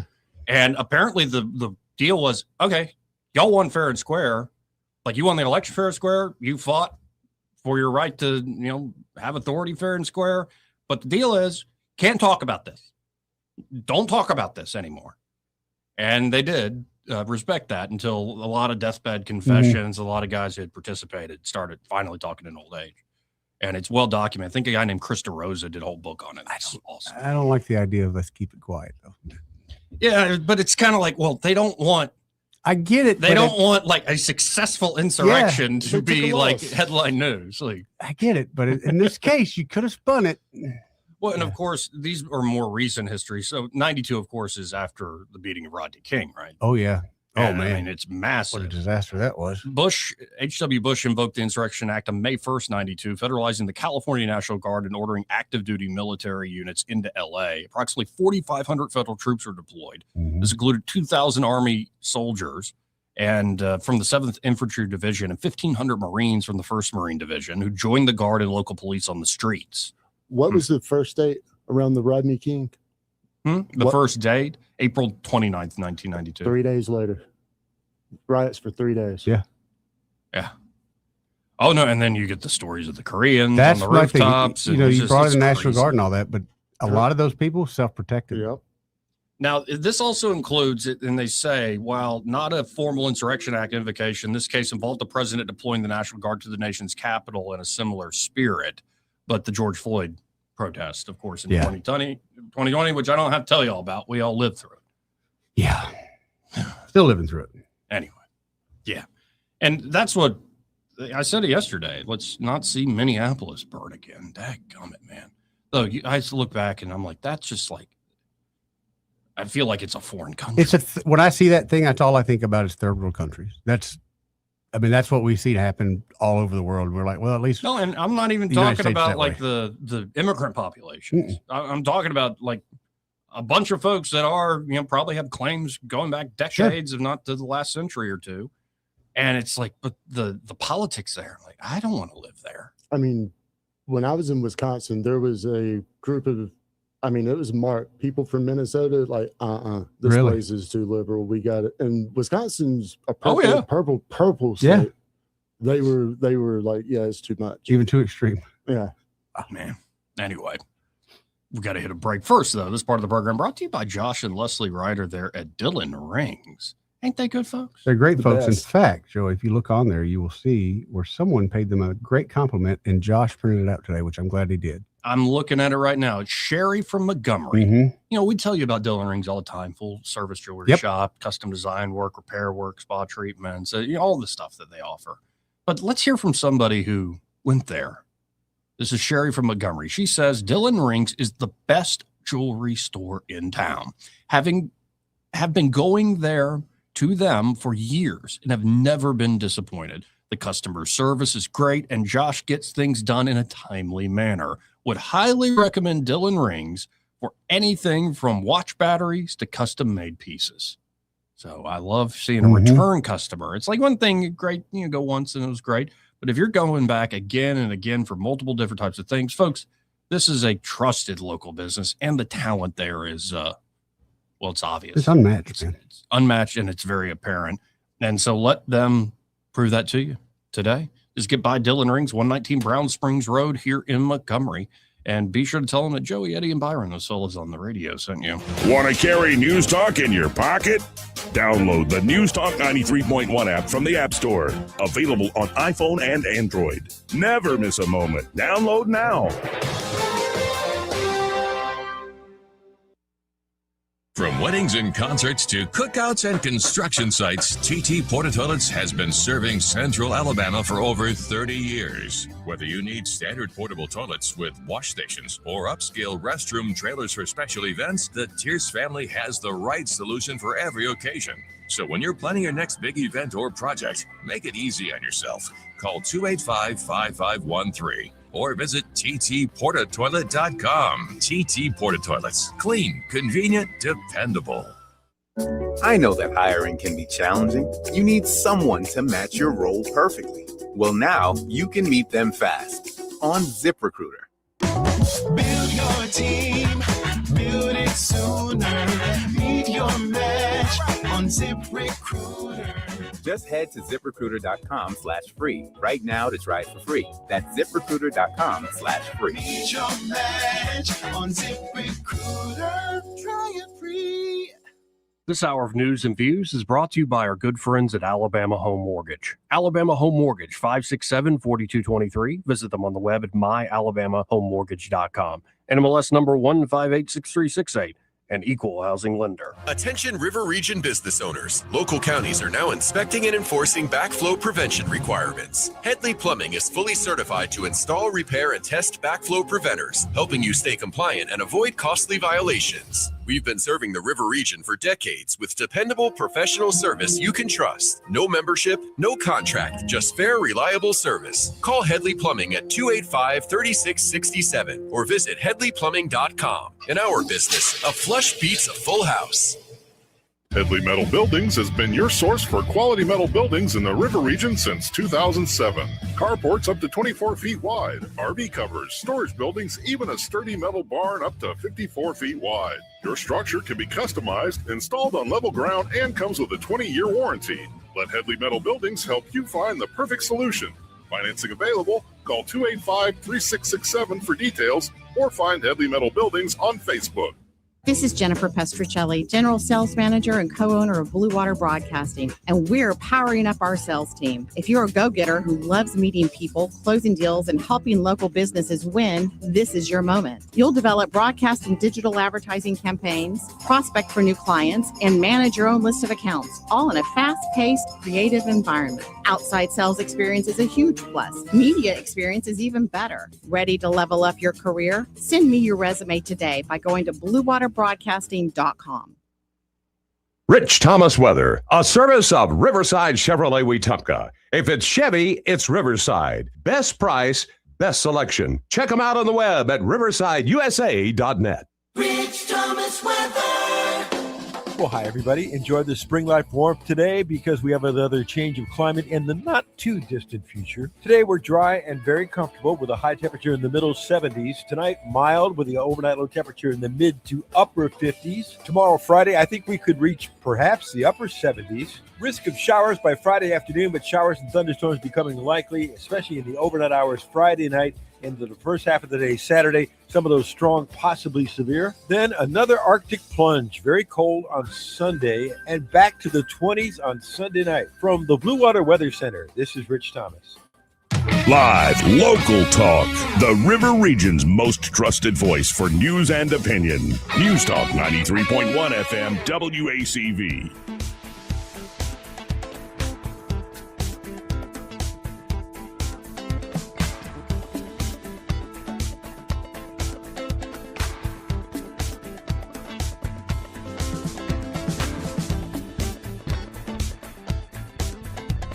Joey Clark. Oh, Trump now saying Republicans should be ashamed of the senators that just voted with Democrat, attempting to take away our powers to fight and defend the United States of America. Susan Collins, Lisa Murkowski, Rand Paul, Josh Hawley, and Todd Young should never be elected again, says the president. Yeah, I don't think that's good for midterms. Yeah, I know. I agree. But he's Trump's going to do what he's going to do. Here is the new CBS. Yeah. They're really trying to rebrand, but they're talking to Tom Homan. They got CBS Evening News with who's the guy now running? Tony DeCoupil. I see. And Tony's a little more like, button up shirt, but I got the sleeves. Oh, you got sleeves rolled up? Yeah. Oh, he's a working working man. That's one right. of my old libertarian buddies who's always been into fashion. Yeah. Yeah, seriously, go and have a drink with that guy. Everybody, the bartender's like, is he just like? I'm like, no, I don't think just so. fashionably No, sound. he has detachable collars that he irons out. He's always wearing a bow tie and all sorts of stuff. Anyway, he's like fashion police. He went fashion police on this new CBS anchor. He goes, when did grown men stop wearing crisp white undershirts with their white button-ups? Because you can see the stitching and the freaking shoulders and like your sweat going through. When you wear that, do you wear the wife beater or do you wear the regular t-shirt underneath it? I usually just don't. Me neither. Yeah. It's called I've tried laundry them. day. I've tried them both, and I just go without. No, if I'm doing like a really, or I know I'm going to be wearing the button up without a jacket, I'll definitely. You wear a canvasol? Like wear a canvasol? No, just like a white undershirt. A canvasol. A canvasol? Is that what it's called? For women, it is. Yeah. For men, it's a t-shirt. But yeah. I'm telling you, dude, he's been wearing too much women clothes. Yes. I thought you were saying camisole. No, canvasol. Oh, okay. You don't. Yeah. Whole other story. Don't worry about it. A little negligee. Pretty much. We might need to worry about this one. Anyway, this is the new and improved CBS News. Interviewing Tom Homan last night, got an exclusive. Let's listen in. He's going to ask about where's the heart in this immigration enforcement. It's a bigger picture question. And there's a quote from Donald Trump that's a few months old. It was to the Wall Street Journal, and I've never forgotten it. I have it down here. I'm just going to read it to you, and I want your reaction. He's talking about mass deportations. He ran on it. He was elected on it. It was a popular policy. He might have decided the election. He then goes on to say, we have a lot of good people in this country, and we have to do something about it. I'd like to see if we can do it. He's referring to the mass deportation. And he goes on, there are some human questions that get in the way of being perfect. In other words, some human questions that get in the way of getting rid of everybody who's here illegally. We have to have a heart too. Where's the heart in this? Where's the heart in this? Where's the heart? In the last year of ICE is operations. doing everything they can to enforce the laws enacted by Congress. I just said the vast majority of everybody that rests in our public safety trusts will make this country safe.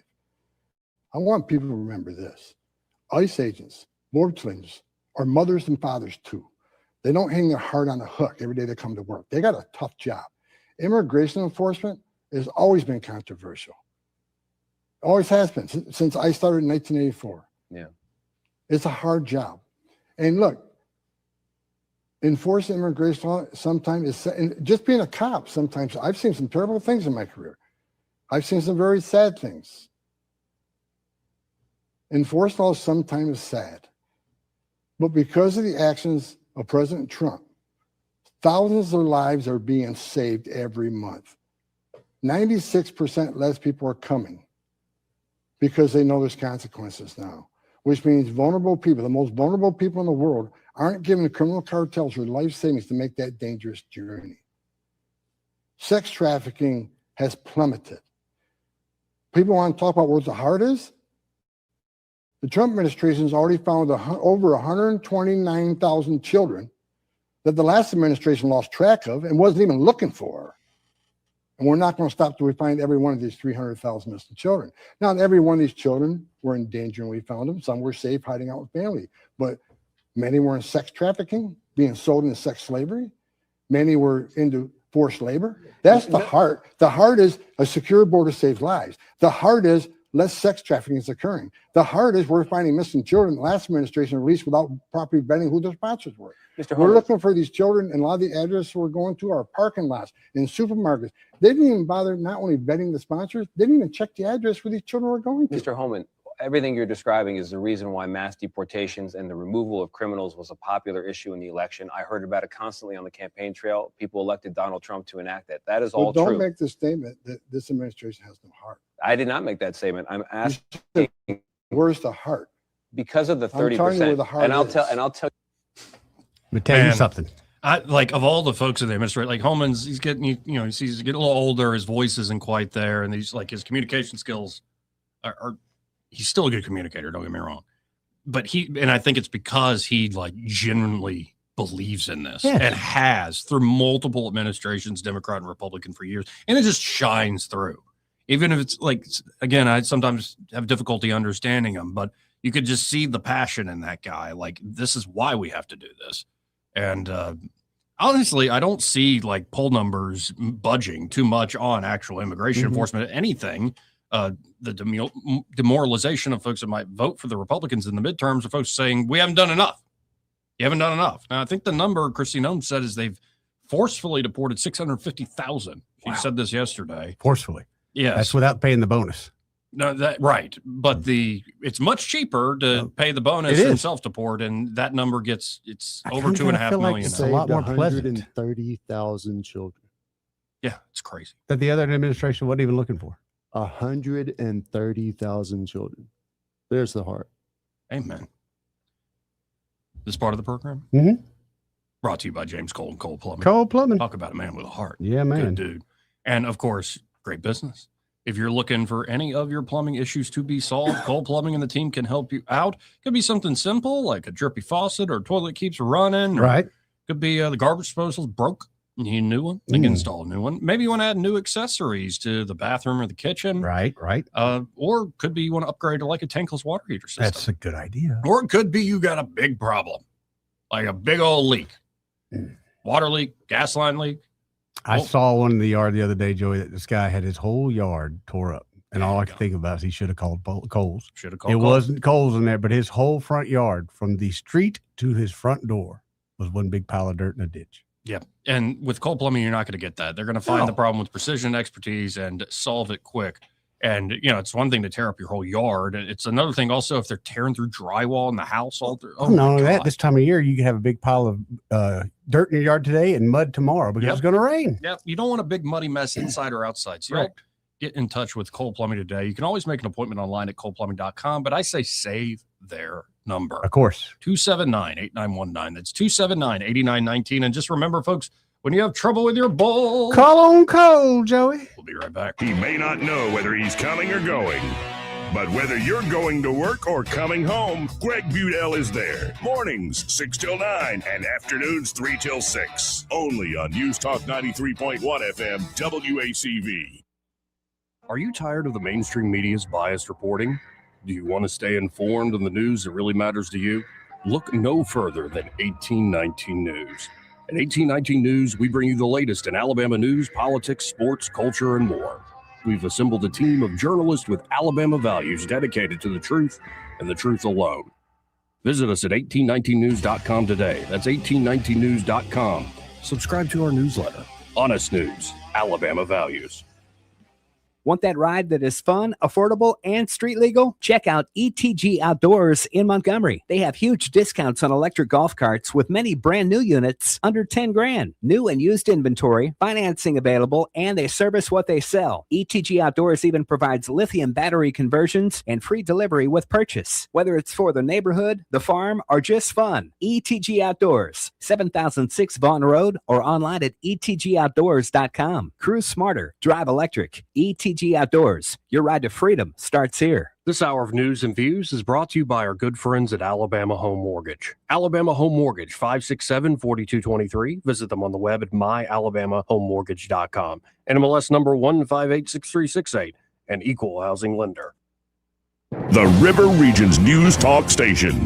News Talk 93.1. WACV. News Talk 93.1.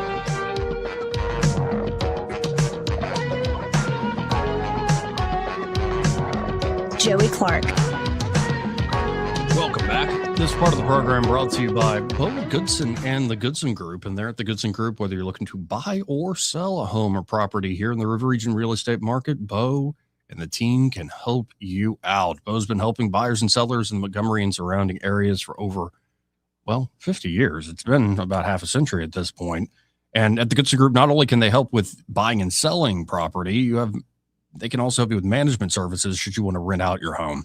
Great idea in this market, but get some pros to actually help manage that for you, and they can do that for you there at the Goodson Group. If you want to learn more about what they have to offer, you can always go to thegoodsongroup.com or give them a call at 551-0225. That's 551-0225. Bo Goodson and the Goodson Group. Let's go to line one and talk to Sam. All right. Hey, Sam. What up, Sammy? Gentlemen, thank you for taking my call. Enjoying the show. Why? Oh, the heart. Having some heart. What the earlier when you were talking about what it reminded me of, we've been through the have a heart. During the Obama administration, I want to say, do you remember when the border agents down at the border, some of them got in trouble? Yep. They shot a few folks that were throwing rocks at them. And when you say something like that, you think, well, what do you mean? Oh, just kids throwing rocks. Hey, a sling stone is a rock. Yep. And these guys can whiz one at you at 90 or 100 miles an hour, and it can kill you. And it busts a rib, crack it. Anyway.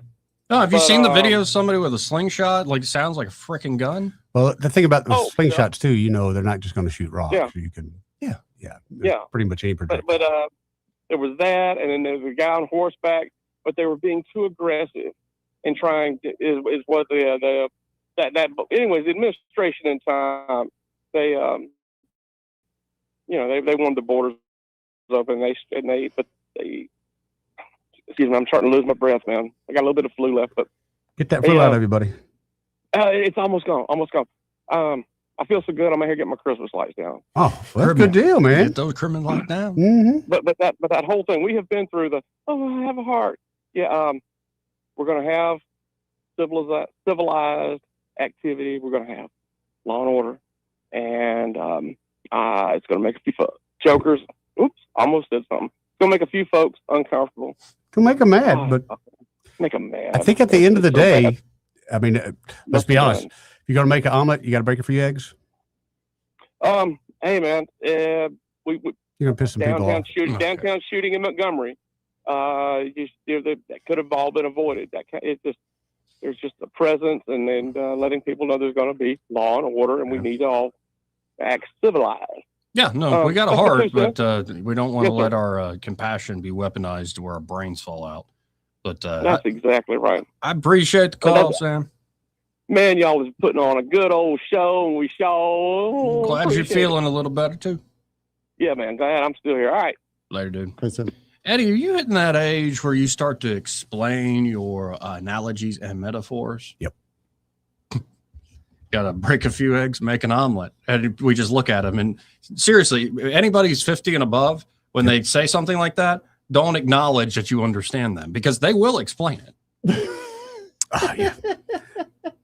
Yeah. I've been that way for a while, man. With Koreans, working with Koreans, we used to always throw out stuff like ounce prevention, pound to cure, that kind of thing. Mm-hmm. They didn't get it.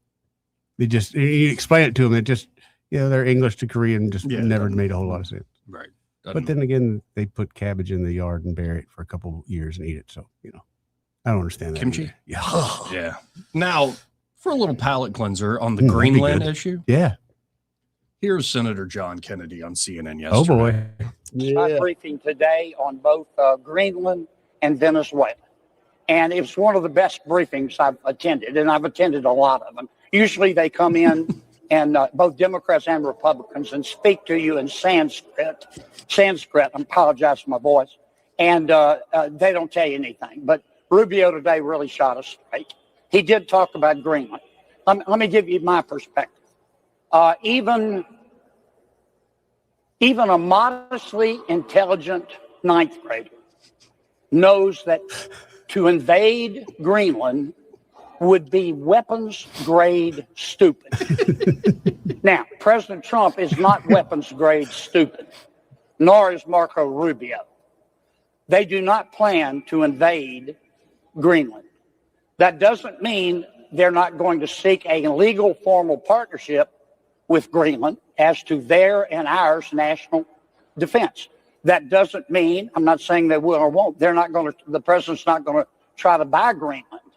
There are 41,000 people, electors, eligible to vote in Greenland. If everybody votes, 20,501 Greenlanders can vote to join America. I'm not saying that will or won't happen, but I think that's really what the president is up to. God, he just puts it in a way that makes a lot of sense. He's put down where the goats can get it, man. He really is. I love that dude. Yeah, just even before he says a punchline, he's like, and I've been to a lot of these meetings. It's like we know just Tim. adding, Yeah, we know. adding the credibility, and it's just. I've heard every lie these jokers can tell. This entire hour brought to you by Alabama Home Mortgage, and if you're looking to kick off the new year right with that brand new home, could be a growing family, all sorts of reasons why it's time to actually get a home. You just want a proper place to live if you're tired of living in that cramped up apartment. Tired of paying rent. Well, they can help you out there. It all starts with pre-approval. Go and get in touch with Alabama Home Mortgage, start the conversation with them. Then they can walk with you every step of the way from pre-approval all the way to closing day. And then, of course, they can help you with a great refinance deal. And whatever your goals are, it could be you want to go on that big vacation across the world. It could be great idea. You want to reinvest in your property or your family. Another really good idea. Could be you want to get credit card debt off your back or lower monthly overhead costs. They can help you with whatever your goals might be. So get in touch with them. Start that conversation today at Alabama Home Mortgage at 567-4223. That's 567-4223. Or you can always apply online at myalabamahomemortgage.com. There is a difference in mortgage companies. Let Kim Williams and Madeline Cannon prove that to you today. NMLS number 1586368. Equal housing lender. Final hour coming up. Broadcasting from the Riverside Chevrolet Master Control Center, this is WACV Cusana, News Talk 93.1 FM. When it's Chevy, it's Riverside. With SRN News, I'm Bob Agnew in Washington. Tensions remain high today in Minneapolis in the aftermath of yesterday's fatal shooting by an ICE agent of a woman who was using her vehicle to impede their work at rounding up illegal immigrants. Trump administration officials assert the victim in that case, Renee Nicole Macklin Good, was an active protester and that she refused to heed law enforcement directions. That escalated into her attempt to drive away from the scene and toward an ICE officer who responded with defensive fire. On Capitol Hill, 5 Republican senators joined Democrats to back war powers legislation that would force the president to seek approval from Congress before directing any new military involvement inside Venezuela. The bipartisan vote came less than a week after the U.S. raid to capture Nicolas Maduro. On Wall Street, a mixed bag right now. The Dow is doing well. It is up by about 300 points. This is SRN News. Wesley Financial Group is not a law firm. I'm Chuck McDowell, founder of Wesley Financial Group. Did you buy a timeshare because they told you it was a great investment? That's a lie. Most timeshares can be bought online for $1. To find out what your timeshare is worth and to cancel it, call us today and we'll send you our timeshare exit kit free with all your options for cancellation. Call Wesley for your free exit info guide. 800-893-2288. That's 800-893-2288. Hey, I'm Mike Slater. My dad passed away at the age of 63. It's out of nowhere. Had a stroke. Super hard, obviously, for the whole family, but my dad had life insurance. This is why I have life insurance for my family, for my wife and 4 kids. And the best place to get life insurance is ethos.com because you can do it in 10 minutes. And there's no medical exam and no blood test, just a few health questions. Get life insurance in 10 minutes so your family is protected. Ethos, E-T-H-O-S, ethos.com/Mike. Rich Thomas Weather is brought to you by McPhillip Schimbaum. My name is Aaron Luck, a partner with the law firm of McPhillip Schimbaum. If you or someone in your family has been seriously injured by the negligence of someone else, call me directly. 262-1911. Rich Thomas Weather. Well, hi, everybody. Enjoy the spring life warmth today because we have another change of climate in the not too distant future. Today, we're dry and very comfortable with a high temperature in the middle 70s. Tonight, mild with the overnight low temperature in the mid to upper 50s. Tomorrow, Friday, I think we could reach perhaps the upper 70s. Risk of showers by Friday afternoon, but showers and thunderstorms becoming likely, especially in the overnight hours Friday night into the first half of the day Saturday. Some of those strong, possibly severe. Then another Arctic plunge, very cold on Sunday, and back to the 20s on Sunday night. From the Blue Water Weather Center, this is Rich Thomas. The holidays may be over, but the bills don't have to weigh you down. Let ASE Credit Union help lighten your financial load with our special post-holiday loan options. Visit us online at yourasecu.com or stop by one of our branches to learn more. Terms and conditions apply. Federally insured by NCUA. 1819 News. U.S. Senator Katie Britt says that Democrats here in America are bemoaning the success of the Trump administration in capturing Venezuelan dictator Nicolas Maduro, while Venezuelans are thrilled and rejoicing that their country has now been freed. Britt was a guest on Right Side Radio with Allison Sinclair and Amy Beth Shaver. Additionally, you saw Joe Biden come out in January of last year, elevating the bounty on Maduro's head to $25 million. It is just really rich that you have Democrats out there that are now saying that the very things that they said needed to happen, once they've happened, without no American lives being lost, and we have not put boots on the ground in a ways that you've seen other administrations do in previous spaces, that they now all of a sudden are against this. But the Venezuelan people are rejoicing. They are literally thanking Donald Trump and this administration for giving them their opportunity back. So I think it's an exciting day all the way around. I'll be back with more Alabama stories after this. Some of the greatest blessings is just having the people that care about you, to have someone that's just going to love you and make you feel important. They encourage you to be in church. They encourage you to be in prayer. They encourage you to be in your Bible. Now it's a part of my day every day. My house parents planted seeds in me that you can see where those seeds have sprouted in my life and helped change my life. Big Oak Ranch, a Christian home for children needing a chance. A sting operation in Daphne was designed to disrupt human trafficking at a local hotel. 10 people from Alabama and Florida have now been arrested and charged with solicitation of prostitutes. The operation involved several law enforcement agencies from Spanish Fort, Fairhope, and Orange Beach. I'm Andrea Tyson. For more news affecting Alabamians, go to 1819news.com. And while you're there, subscribe to the daily newsletter.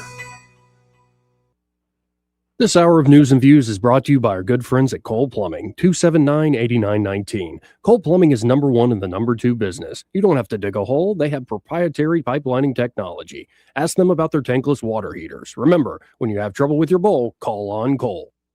Kick off 2026 with a money-saving deal at the River Region's top pizza buffet. Pizza Perfect. In January, get $5 off any large pizza. No matter how many toppings, you'll save $5. Pizza Perfect's buffet includes pizza as well as spaghetti, breadsticks, salad, dessert, and drink for only $13. The buffet is available Monday through Saturday for lunch and for dinner on Tuesday, Friday, and Saturday. In January, get $5 off any large pizza at Pizza Perfect, Coliseum Boulevard in Eastbrook, available for carryout and delivery. The views and opinions of the following program are solely those of the host and other contributors. These do not necessarily represent those of Liberty Acquisitions 825, Blue Water Broadcasting, its management, staff, or any advertisers.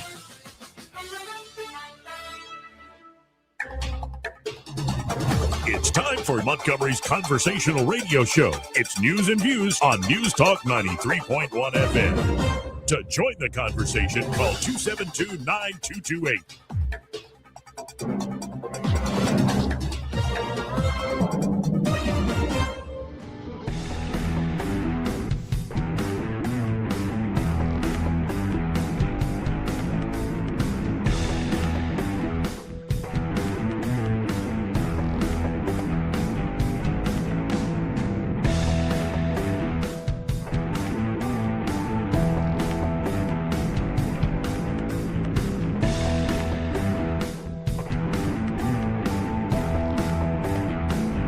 Joey Clark. Welcome back to the program.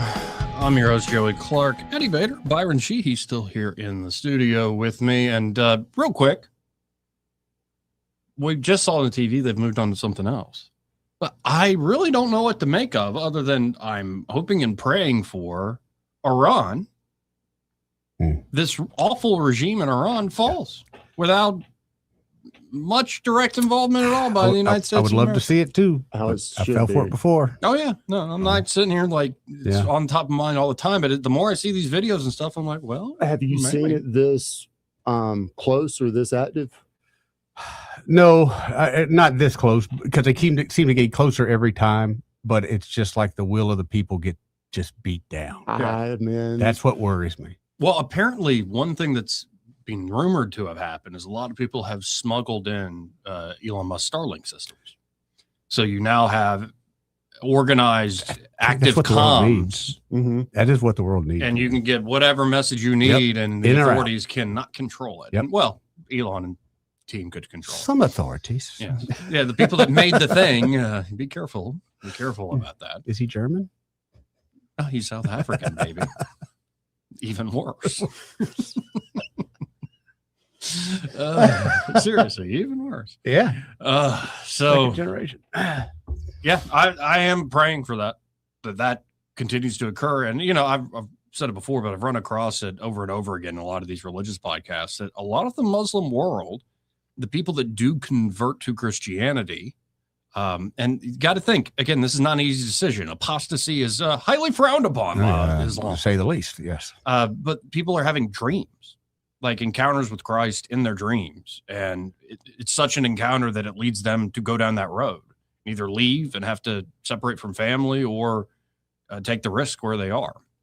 And you got to hope that what is a great civilization, Persia, it has been since the dawn of man, that you could see them throw off the yoke of this tyrannical false religion. If something as big as Iran were to fall, though, that would have a chain reaction, huge chain reaction. Oh, it'd do more to change geopolitics than any single event. Yep. It would make, I think what would happen is the Middle East would get very, very, very rich. Who would step up quickly in Iran, though? I mean, would that be a huge power vacuum there? No, I think they want the old monarchy back. Yeah, and he's in, where's he, Egypt? Yeah. Yeah, I don't know. I knew he was close, but yeah. They want their king back. You don't like the Return of the King story? Well, here's what's going to happen. The Return of the King is going to come back. He's going to do a few things that tick people off. They're going to kill that king and start all over again. That's the issue. But at least they got away from these guys for a little bit. I mean, if a little bit of freedom. If that's what happens, then that's what happens. Oh, and China, big mad. If this happened, big mad. Big mad. Yeah, my client. And I've seen other commentary, and I try to check out. Some people have sent me stuff. Yeah. Thank you, Patriot Czar on X. Where it's more China's actually getting a propaganda win out of the whole Venezuela action because they can say you're not following the rules and stuff. And I'm more in the camp that's just been a pretense for a long, long time.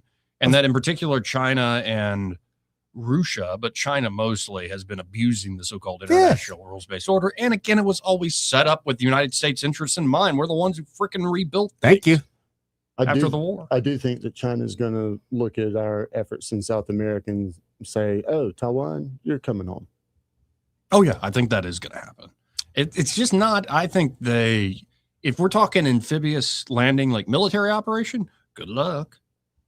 Now, what the United States did to Venezuela, like a blockade, these sorts of things, and then political pressure, perhaps. Dude, China could just drop a bomb and then send troops over there and say, we got our island back. They could do that. But that would be a big old waste. I think they know that. But, we'll see. We shall see. So I mentioned earlier, getting away from politics, these LED headlights. And I'm looking at it's autoblog.com, how bright headlights escaped regulation and blinded us all. If you find yourself squinting while driving at night, you're not alone. There's a report that the average headlight brightness is roughly doubled in the last decade. Sorry, JFK got my tongue. The NHTSA receives growing consumer complaints regarding headlight brightness. There's a real widespread anger out there. There's even a subreddit with 44,000 members. Oh, no, watch out for those Redditors. Seriously. Yeah. Complaining about this growing and very real crises. The numbers support the public's frustration. Older halogen bulbs produced approximately 1,000 lumens. Newer factory-fitted LEDs produce up to 4,000 or more. Some aftermarket LEDs have been found to produce 10,000 lumens or more. Daggum. But the problem is that the federal brightness standards for automotive headlights have not been changed for decades. So the loophole is the Federal Motor Vehicle Safety Standard number 108. It hasn't had significant updates since 1986, with an addition allowing adaptive driving beam headlights coming only in 2022. The NHTSA last investigated the issue of headlamps glare in 2003. The current standard include huge loopholes for auto manufacturers to emit as much light as desired, as long as the manufacturer meets the requirements of the other parts of the regulation. Okay, but can't you just look at some detail? Do we got a bunch of whiners or accidents up, down? You know, they look at all that. That is a good question. I mean, there's a matrix there you can check. All right. LEDs can be made to focus light using lasers, and auto manufacturers use this ability to their advantage. The regulatory standard prohibits excessive light in certain areas by referencing old technologies, but manufacturers design the areas in question to be shaded so that the total light output can still be increased greatly overall. Manufacturers want as much light as possible in order to get a high score for the headlight safety rating. So you actually have two regulations working against one another. Right. Yeah, that sounds actually about No, and actually you're right. There's a cost benefit. Like there is an advantage, especially on a dark road that isn't lit, to having really good headlights where you can see like down the road, especially those, 2 lanes where you never know. But I don't know. I mean, honestly, are accidents up, down, sideways? What's the deal? Because if nothing's really changed, then all we're doing is getting on each other's nerves with the bright lights. But I would think it would be safer. You can see better. Well, it's safer for the driver, yeah, but not for the. I've had to actually stop and like kind of pull over on the side of the road because jacked up trucks had those lights and just they come right at you. Yeah. Because in my truck, I see people kind of pull ahead of me because I'm brightening the crap out of them. If these things keep deer, I'm all for it. 200-300 lumens, let's go. But I'll make do. Yeah, it just goes to show there's a cause or a group for everything, dude. There's an institution called the Soft Lights Foundation. Yeah, go down the seatbelt. I wonder how much seatbelt rabbit hole money they get. And the lobbyists that brought in seatbelts. I mean, they've made a whole industry for seatbelts. No, I still remember those classic clips. It's in some rural part of the country, maybe Alabama, where it's like, man, can't have nothing no more. Can't drink a beer on the way home from work. Right. Got to wear a stupid seatbelt. I do remember that. In the free country. You don't always living in America. Yeah, you don't have to technically.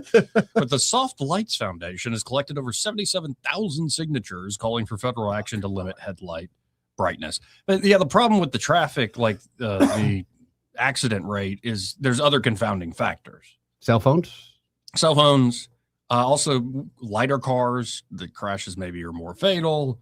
But then also new avoidance technology now. In every new car, you've got the self-braking, whether you want to or not. I will say, if I did this when I had to rent a car, like not having the turn note, like the lane change notification, these sorts of things, you get so used to that. Thank you. You know what I mean?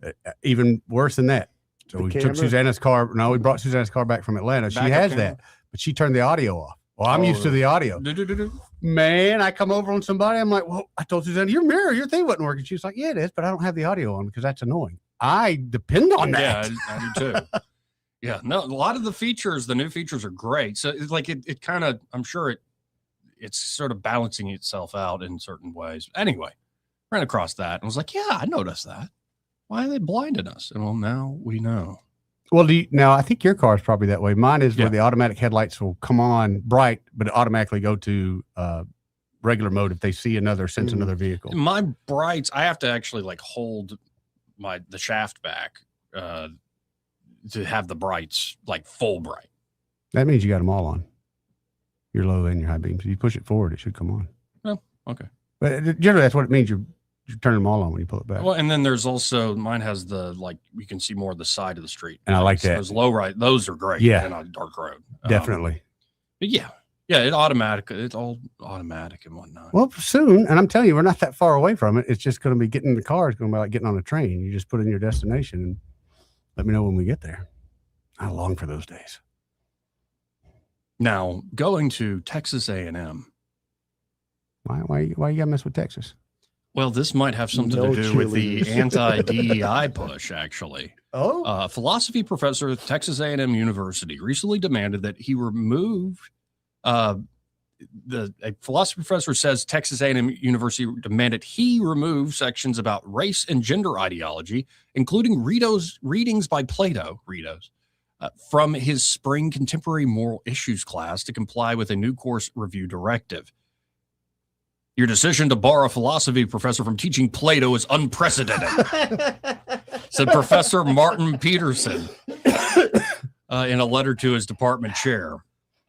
Peterson did agree to revise his syllabus and, quote, replace the censored materials with lectures on free speech and academic freedom after consulting a lawyer. However, he wrote that the whole situation reflects poorly on the university. He also emphasized to his department chair that his class does not advocate any ideology, but it does discuss the contemporary moral issues of race and gender. At the center of the matter is a new syllabi and course review directive that the university's Board of Regents adopted in December. It requires deans and department leaders to flag, quote, material advocating race or gender ideology or sexual orientation for, quote unquote, adjustment, starting with classes in the spring semester. The move followed the Regents' November approval of a civil rights policy that states no system academic course will advocate race or gender ideology or topics related to sexual orientation or gender identity unless the course and the relevant course materials are approved in advance by the member CEO. Ugh. Yeah. I couldn't work on one of these in one of these places. We Just need from to- the bureaucratic No. notes. We need to send more kids to this place, dude. I mean, they're shaping so many minds. But now I want to know, like, what does he mean he can't teach Plato now that they're like, you can't do the gender ideology stuff? What do you, like, you can't teach Socrates Symposium or something like that? Like, what is this? What are they doing in biology class if they can't All right. teach gender? No, you can definitely What talk do you about do? basic Is it a realities, mystery? but I don't know. And this is a mystery. But the actions relate to larger efforts by Texas conservatives to crack down on diversity, equity, and inclusion and other political and ideological advocacy in the classroom. Peterson, who emphasized that his comments are personal and do not reflect the views of the university, told the College Fix that the ban on Plato in his spring semester class came from an email from his department chair. In his initial email to this person, which included his class syllabus for review, Peterson described the directive as mandatory censorship. The syllabus has not changed much since I last taught the course. I've made some minor adjustments on the module on race and gender ideology and to the lecture on sexual morality. These topics are commonly covered in this type of course nationwide, and the material is discussed in depth in an assigned textbook. I also asked my students to read a few passages from Plato, Aristophanes' Myth of the Split Humans, and Diotima's Ladder of Love. Well, okay, you can still freaking teach Aristophanes. You dope. Okay, now I'm pissed off. This guy's like, no, he wants to push his stupid gender race ideology, and now he's hiding behind Plato in order to be like, oh, But read the last part where did it not say something about getting away from the duality of people or the split nature of individuals? Aristophanes' Myth of the Split Humans. So if he wanted to teach about this, the myth of the split human, it seems like he would be more on the common sense side and not on the woke side. Yeah, I don't know. Like, I'm not getting a lot of, as I read through this, I'm like, well, how are you teaching that? Like, you can still obviously assign Aristophanes to people in a philosophy course. Like, good God. Why do I even care? Sweet, his like boss, responded by giving Peterson two options: change the syllabus or drop the class. Woo. Interesting. Meanwhile, this professor told the College Fix that university leaders have given him no indication of any willingness to compromise. Yeah. This is what happens when the Board of Regents gives university bureaucrats veto power over academic content. The board didn't just invite censorship.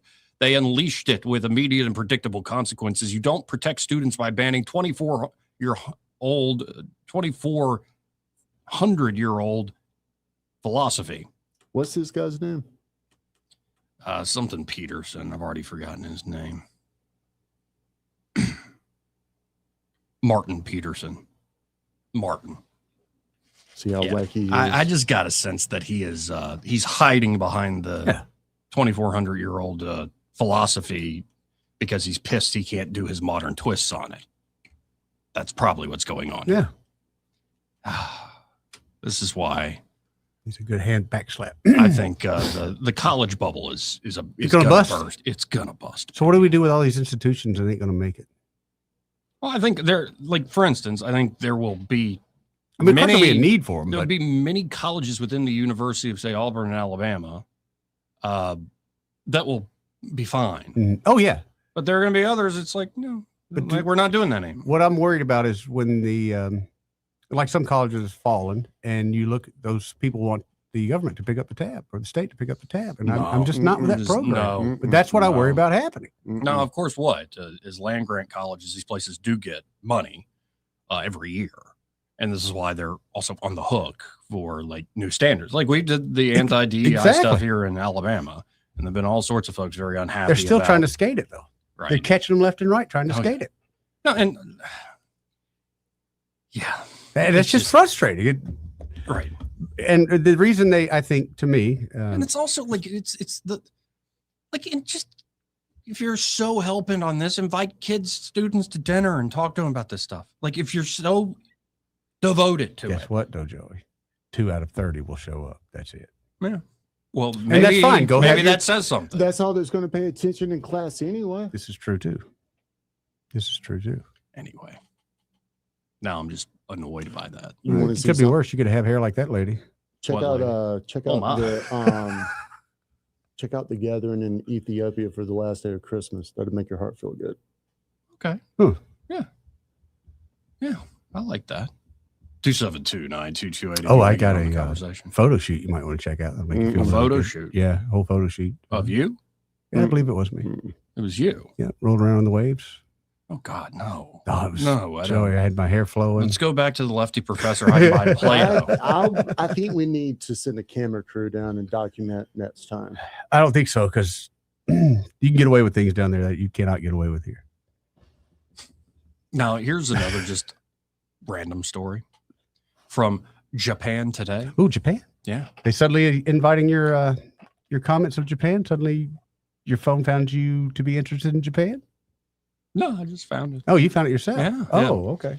This is in Tokyo because the headline got my attention. Okay. I got it from one of those big aggregator sites. I'll see the headline. I'm like, yeah, that might be good. Sometimes it clickbait, but yeah, sometimes it sucks and it is clickbait. But this is from Tokyo. A Japanese nuclear regulatory official lost a work phone containing confidential information while visiting China on a personal trip last November. Okay, somebody got How'd he roofied. lose? Somebody Yeah. got roofied is what happened. What's the story there? Somebody got roofied. Honey pie at the local Ramada Inn. Exactly. The smartphone, which has not been recovered, contained the names and contact details of staff members in the Nuclear Regulatory Authority's Nuclear Security Division. Oh, no. Okay, why, for one, is he traveling With by that. himself with that? Yeah. Are you kidding me?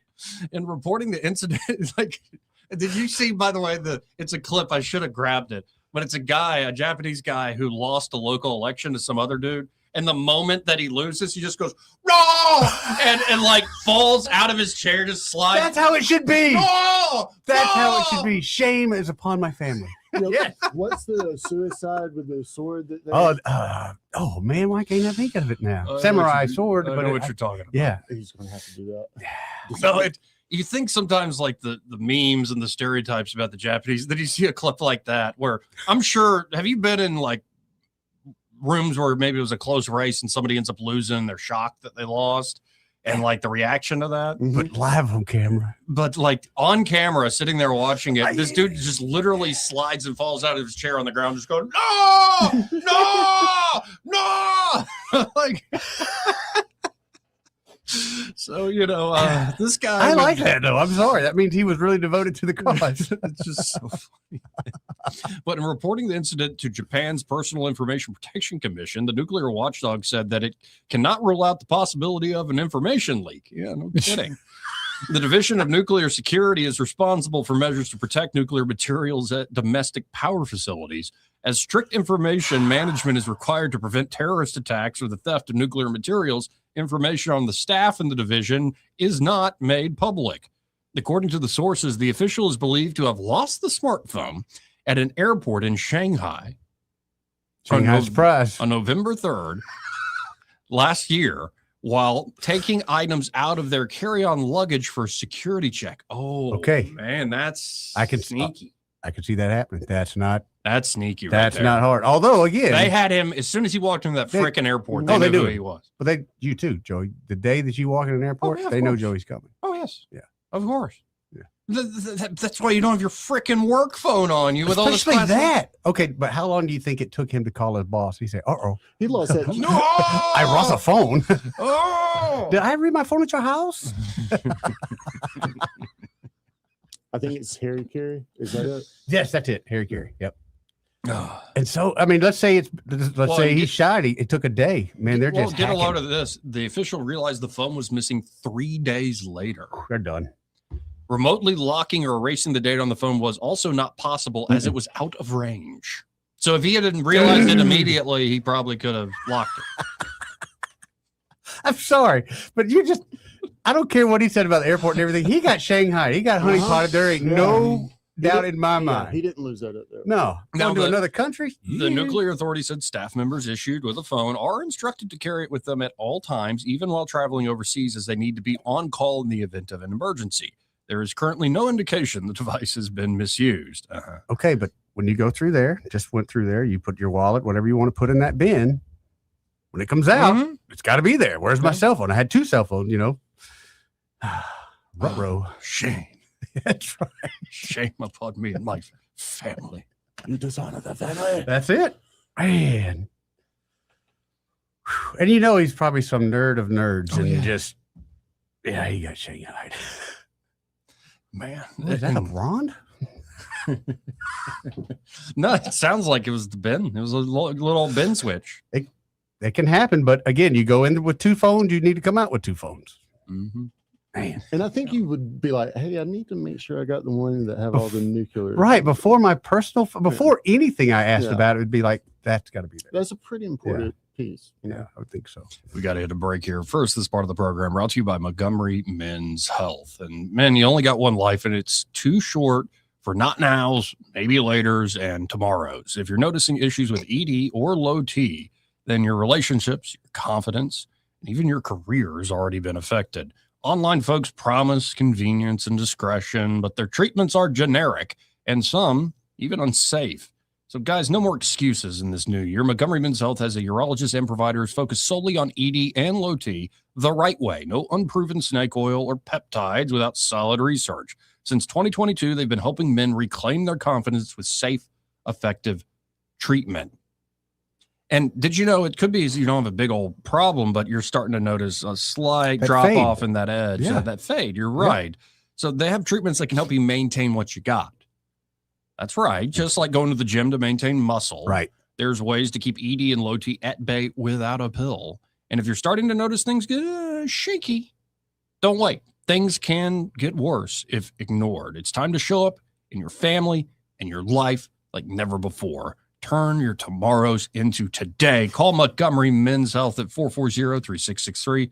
That's 440-3663, or book online in under 30 seconds at MontgomeryMen'sHealth.com. Montgomery Men's Health for every man in every season of life. Ask them about putting Botox in your... Want to carry News Talk in your pocket? Download the News Talk 93.1 app from the App Store. Available on iPhone and Android. Never miss a moment. Download now. Hi, this is Bo Goodson from the Goodson Group with your Real Estate Minute. Are you getting ready to put your home up for sale? Remember the 6 Ps. Prepare your home by deep cleaning, painting where needed, yard work, decluttering the inside. Present your home to the market through the experienced realtor who knows how to market the home and get it sold. Price the home at fair market value of what the home should bring in today's market. Your realtor can guide you in pricing the home to sell, not sit. Pay for part of the closing cost and provide a 1-year warranty. Buyers today don't have the down payment and all the cost of buying a home without some help. Prepare to look at offers from the marketplace and accept the best offer for your needs. And 6, place your trust in experienced professionals, including your realtor, closing attorney, and mortgage company. For all the details, call Bo Goodson at the Goodson Group, 221-2883. And remember, we are now hiring agents, both new and experienced. Call me today for an interview. Bo Goodson, 221-2883. For too long, Alabama's statewide news companies have shamed us for our conservative Christian values. Alabama deserves a news company that cherishes our culture, a company that isn't bought and paid for by the powers that be. 1819 News is that company. Run by Alabamians for Alabamians, 1819 News celebrates what is good and beautiful about our state while exposing those who work against our values in secret. Just go to 1819news.com to learn more. Subscribe to our newsletter. That's 1819news.com. This hour of News and Views is brought to you by our good friends at Cole Plumbing, 279-8919. Cole Plumbing is number 1 in the number 2 business. You don't have to dig a hole. They have proprietary pipelining technology. Ask them about their tankless water heaters. Remember, when you have trouble with your bowl, call on Cole. This is your roving reporter. Today I'm talking with a prospector. That's right, man. I'm prospecting for gold. You dig? No, but it looks like you do. And you know the first thing I'm going to do when I strike it rich? What's that? I'm going to hire David Ernest to be my money man. You mean everyone's favorite asset preservationist? That is correct, man. I'm going to call him up at 833-596-7233. 833-596-SAFE. You know, I've heard a lot of good things about David Ernest. You know, he's the best money man around with over 40 years of experience. Experience is necessary, especially when you're digging for gold. That's right, man. And I can see that you don't have very much experience. What do you mean, man? Well, you have the little plastic bucket and shovel like a kid would take to the beach. Yeah, man. Well, I want to start out small and then kind of pace myself up until I strike it rich. Well, maybe you should call David Ernest first. You think he's got a shovel? Never know till you ask. I dig, man. I know that hiring can be challenging. You need someone to match your role perfectly. Well, now you can meet them fast on ZipRecruiter. Build your team, build it sooner. Meet your match on ZipRecruiter. Just head to ZipRecruiter.com/free right now to try it for free. That's ZipRecruiter.com/free. Meet your match on ZipRecruiter. Try it free.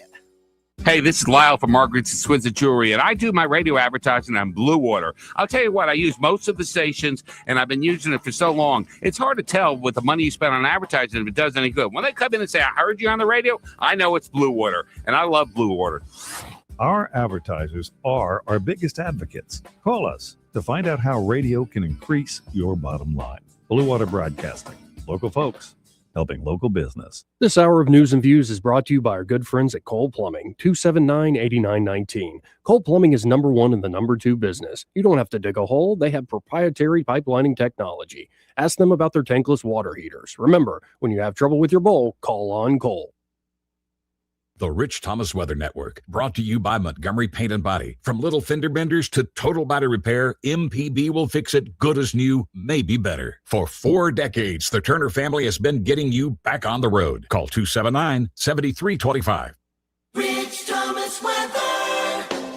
Well, hi, everybody. We are enjoying some much above normal temperatures for now, but that's going to change. For tonight, very mild for January with the overnight low temperature in the mid to upper 50s.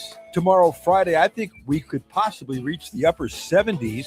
Risk of showers by Friday afternoon, but a better chance rain and thunderstorms in the overnight hours Friday night into the first half of the day on Saturday. Some of those storms strong, possibly severe. Then a big Arctic plunge, very cold on Sunday, and back to the 20s on Sunday night. So enjoy this spring life warmth for now. From the Blue Water Weather Center, this is Rich Thomas. Live local talk, the River Region's only 24-hour News Talk FM station. News Talk 93.1 FM WACV.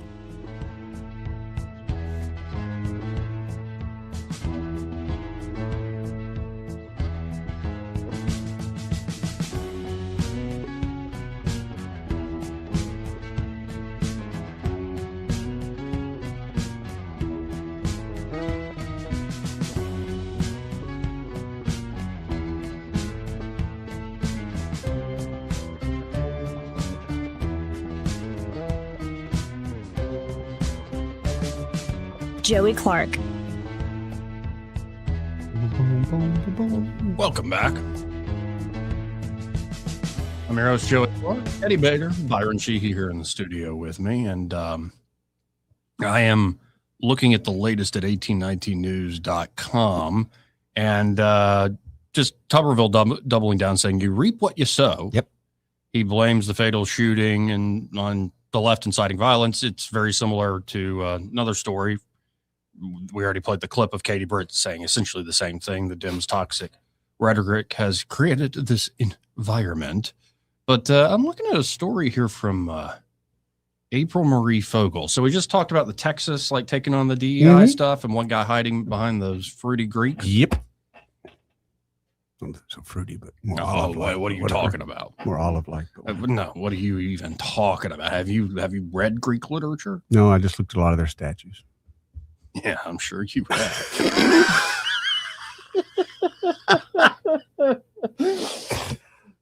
But April Marie Fogle writes, last year, University of Alabama School of Social Work, celebrated its 60th anniversary.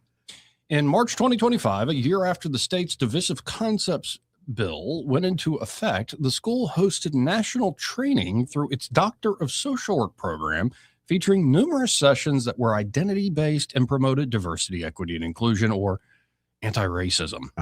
The conference is designed for prospective, current, and graduate DSW students, as well as doctoral faculty and program directors. The training website reads, the 2026 event will be held in April.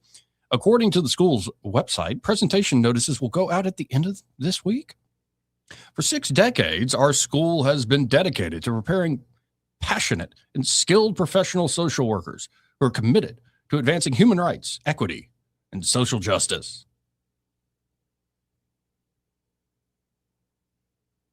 Could we just get like a whole other school? It's like we're here to promote justice Education? and hierarchy and order.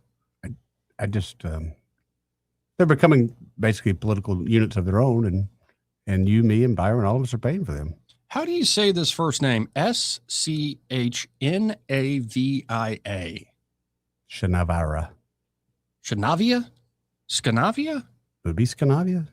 I think it's SCHAE. SCHNAVIA. Shania. Shavia. Yeah, Shavia Smith Hatcher. That's the school's dean. She said that in an open letter celebrating the milestone of the school's 60th anniversary. The social sciences program is currently required by state law. There, and this is what, section 1647-170. There is hereby created and established a graduate school of social work in the state of Alabama to be under the sole management, ownership, and control of the Board of Trustees of the University of Alabama. This school shall provide not less than a 2-year course of instruction in social work and related subjects on the graduate level. It shall be known as the School of Social Work of Alabama. However, the Board of Trustees of the university may change this name. That's from that state law. The University of Alabama School of Social Work is the only one of its kind in the state of Alabama that offers bachelor's, master's, doctorate, and PhD degrees in social work. Numerous presentations chosen by the university focus on social justice and diversity, equity, and inclusion, including, let's read some of the titles of some of these presentations. Bridging the Gap, Advancing Diversity, Equity, and Inclusion for BIPOC Men in Social Work. By what? What's a what? Yeah. Black, Indigenous, and people of color. Am I Indigenous? No. I'm from here. It's Native American. I'm from here. I mean, I was literally born here. Or like Native Alabama. Like, Yeah. Or did you got some Inuit in you Got from some all that time in No, Alaska? I think I might Got have a some little Creek. Cherokee in me, but Yeah. A little Creek, a little Cherokee. no, I mean, at what point? I was born here. At what point am I not? Eddie, you white man. No. Yeah, you're right. A second presentation was, should I use a different voice? Like maybe the, like Eddie, the AI in the probability ship in Hitchhiker's Guide to the Galaxy. You remember that guy? Yes. Right. Okay. So a second presentation was, do you have that in black? Considering patient-provider racial concordance in social work, a call to action. Other presentations included transforming competencies in anti-racism, equity, diversity, and inclusion, a relational cultural theory approach to social work education and continuing education. That's a mouthful. Yeah. Can we start a school for dealing with stupid? I think they just did. One presentation titled Healing Together, Navigating Shared Trauma, Self-Care, and Supervision for QTPOC Clinician. I'd love to be a member of the Healing Together group, because I got a feeling that if I were in that group, they would all be mad at me. And all I did was show up. It was like I had a new college class one time. Here's another one. This Ain't Cupcake Island. Navigating false hopes and social work roles with undocumented Latinx immigrants. Oh, it's going to be a short course. Yeah, now. yeah, for real. My God, man. Just where are we going with that? What am I missing? But where does that bring us together better as a society? Does that educate it? What does that do? I mean, the whole heart thing, it's one thing to have a heart, but it's also one thing to be a fool. And at this point, they're using our heart to make us fools. Where are these people going to go work? They're not. Somali daycare. And you know that right there is to blow up all over the U.S., not just Somalis, but that scam, look out. Anyway, this is straight from April. I'm just reading direct from April Marie Fogel's work there, and it's the headline, if you want to read it yourself: University of Alabama Social Work Program that hosts a 2025 DEI-laden, quote-unquote, anti-racist presentation set to return. And I skipped over a bunch of the charts, and like April Marie threw out a lot of what is actually on the curriculum and website and what they're chatting about. So y'all can go check that out for yourself. It's the top headline there at 1819news.com. 272-9228 if you want to join in on the conversation. Let's go to Rastaman. Hello, Rastaman. How you doing? What's going on, Joey? Oh, life's good. Great, man. Thank you guys so much for taking the call. Look, you said something a couple of minutes ago that just made my blood boil, and it just gets me every time.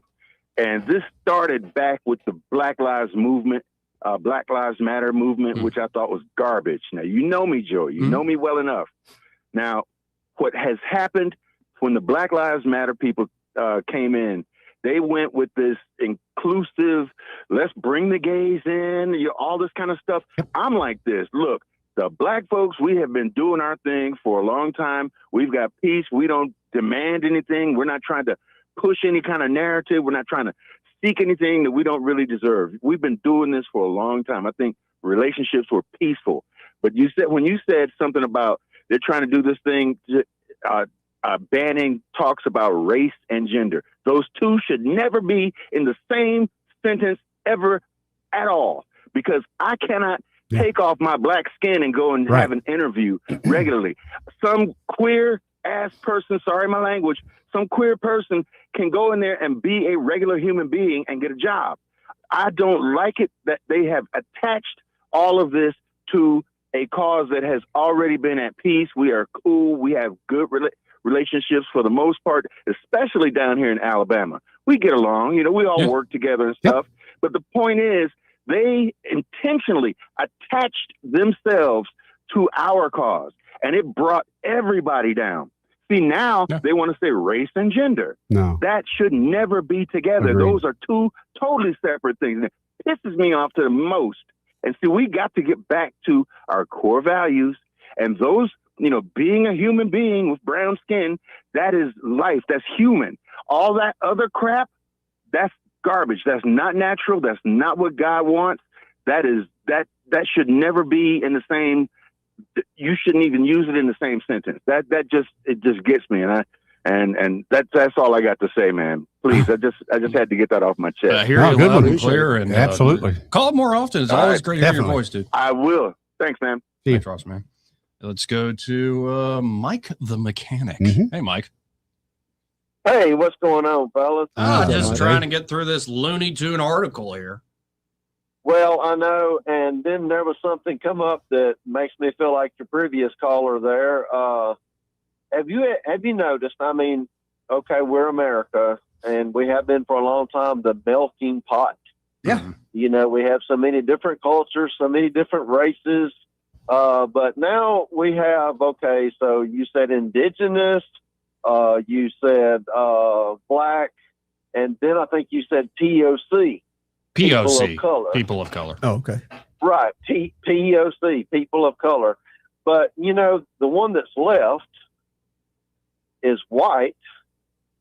Is that not a color? We're a color. I'm holding up this paper. Right. Well, and also there's a long history of you. What kind of white are you? You Italian? And because I don't know. Polish Are you white? Irish? Right. You Polish? Yep, You yep. Lithuanian? Right. Are you light white or are you dark white? Right. Yeah. We could keep slicing it up, but all that does is divide us. I wish it was just. I just that we were all just people. Exactly. Amen. Children, brothers and sisters under God in Christ. Amen. That's exactly right, man. You got it. Well, that's all I was going to say. I just that POC really irritates me. Yeah. Appreciate you, Mike. Right, hey, thank you, Mike. Have a good one, bud. Yeah, and it's there's so much of this is Like I'm almost over it because I had it somewhat around me in college and imbibed some of it. I have to admit. I always, though, as I imbibed it, found it silly. Like I saw it as like an intellectual game being played that didn't actually get to the bottom of things. Pretending, though. That's right. Where there are like just common sense things. Like I always cite at this, like I'm a 37-year-old single white guy in Montgomery. I probably have a different lived experience than say a 75-year-old black woman in Montgomery. 1,000%. Obviously. And learning from people's like different perspectives is generally a good thing if you want to be informed, but it's always taken to this extreme. And often it just strikes me as like, it's cultural Marxism. Like you create the oppressed group and then you single out the oppressor group and we have to redistribute the means of production. In the case of economics, the proletariat against the ruling, capitalist bourgeoisie. Or it could be now we have to reallocate status and prestige and these sorts of things. This is why we need representation and these sorts of things. And it's just like, can't we just be frickin' people? And you know why a lot of this has gotten so wacky? I was going to say DeRosta, man, is the success of things like the civil rights movement. And they don't want the movement to end. Or like they got Obergefell. You can go get gay married all over the nation, even here in Sweet Home, Alabama. And a lot of gay folks were like, cool, we won the fight. And then all this trans stuff kept coming up. And they're like, what the hell is this?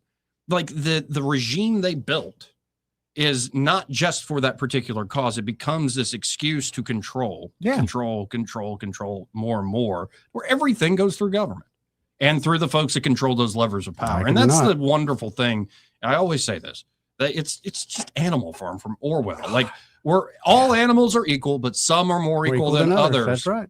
And all these folks who constantly complain about inequality, they are just mad because they ain't on top and they intend to be on top. A lot of that, though, I see it just like a sporting competition. Joey, you run faster than me. That's your natural ability. Yes. Why do I damn you? Why is the world against Joey? Because he's better at something. Why can't we acknowledge Joey is better at this? There are some better and there are some worse. There's a lot of people better than me at a lot of stuff. But that's what I mean. We don't Most things. We want to bring up the crowd collective of everybody's good. Fine, everybody's good. I don't give a crap. But Joey's the best at this. But see, you're talking about the collective versus individual.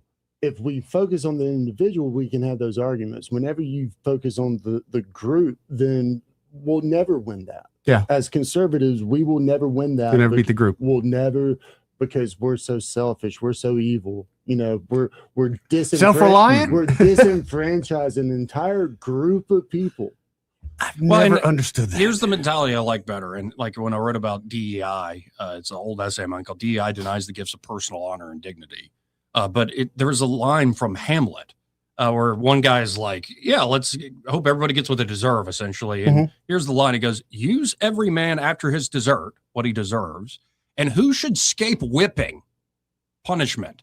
Use them after your own honor and dignity. The less they deserve, the more merit is in your bounty. Like have your own honor and dignity and show grace to other people. Because if everybody gets what they deserve, we don't deserve much, if any. Right. I do love if there was a group not too long ago that, just kind of pointing out the absurdity and all this. It was Black Tranny Lives Matter. I'm sure they do. What? That a whole nother segment? I can't keep up. But that was to Rasta Man's point about like certain things should not be mixed together because apples and oranges. Yeah. All right. So, but it's purposely being bundled. To prove the point again from an absurd level, Black Tranny Lives Matter. That was a real organization. Gonna argue with that? If you really care, my favorite color. If you really care about human rights and freedom and progress, you're going to get into BDSM. And you have to start as the masochist here, Whitey. He may not know whether he's coming or going, but whether you're going to work or coming home, Greg Budell is there. Mornings, 6 till 9, and afternoons, 3 till 6. Only on News Talk 93.1 FM, WACV. E-Bike Oasis, E-Bike Oasis, E-Bike Oasis, ride for free. E-Bike Oasis, E-Bike Oasis, E-Bike Oasis, ride for free. At E-Bike Oasis, we're more than just Montgomery's best electric bicycle store. E-Bike Oasis offers free 1-hour electrical bicycle rentals and a full-service electric bike repair shop. Stop by E-Bike Oasis in Montgomery today for free rentals, repairs, and electric bicycle brands in town. This hour of News and Views is brought to you by our good friends at Cole Plumbing, 279-8919. Cole Plumbing is number one in the number two business. You don't have to dig a hole. They have proprietary pipelining technology. Ask them about their tankless water heaters. Remember, when you have trouble with your bowl, call on Cole. On FM, on your smartphone, and online, the River Region's most trusted voice. News Talk 93.1 FM WACV.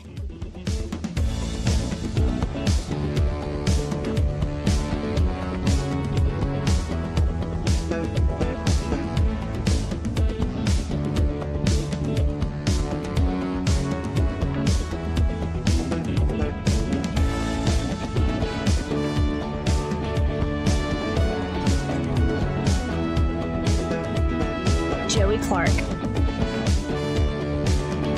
Welcome back.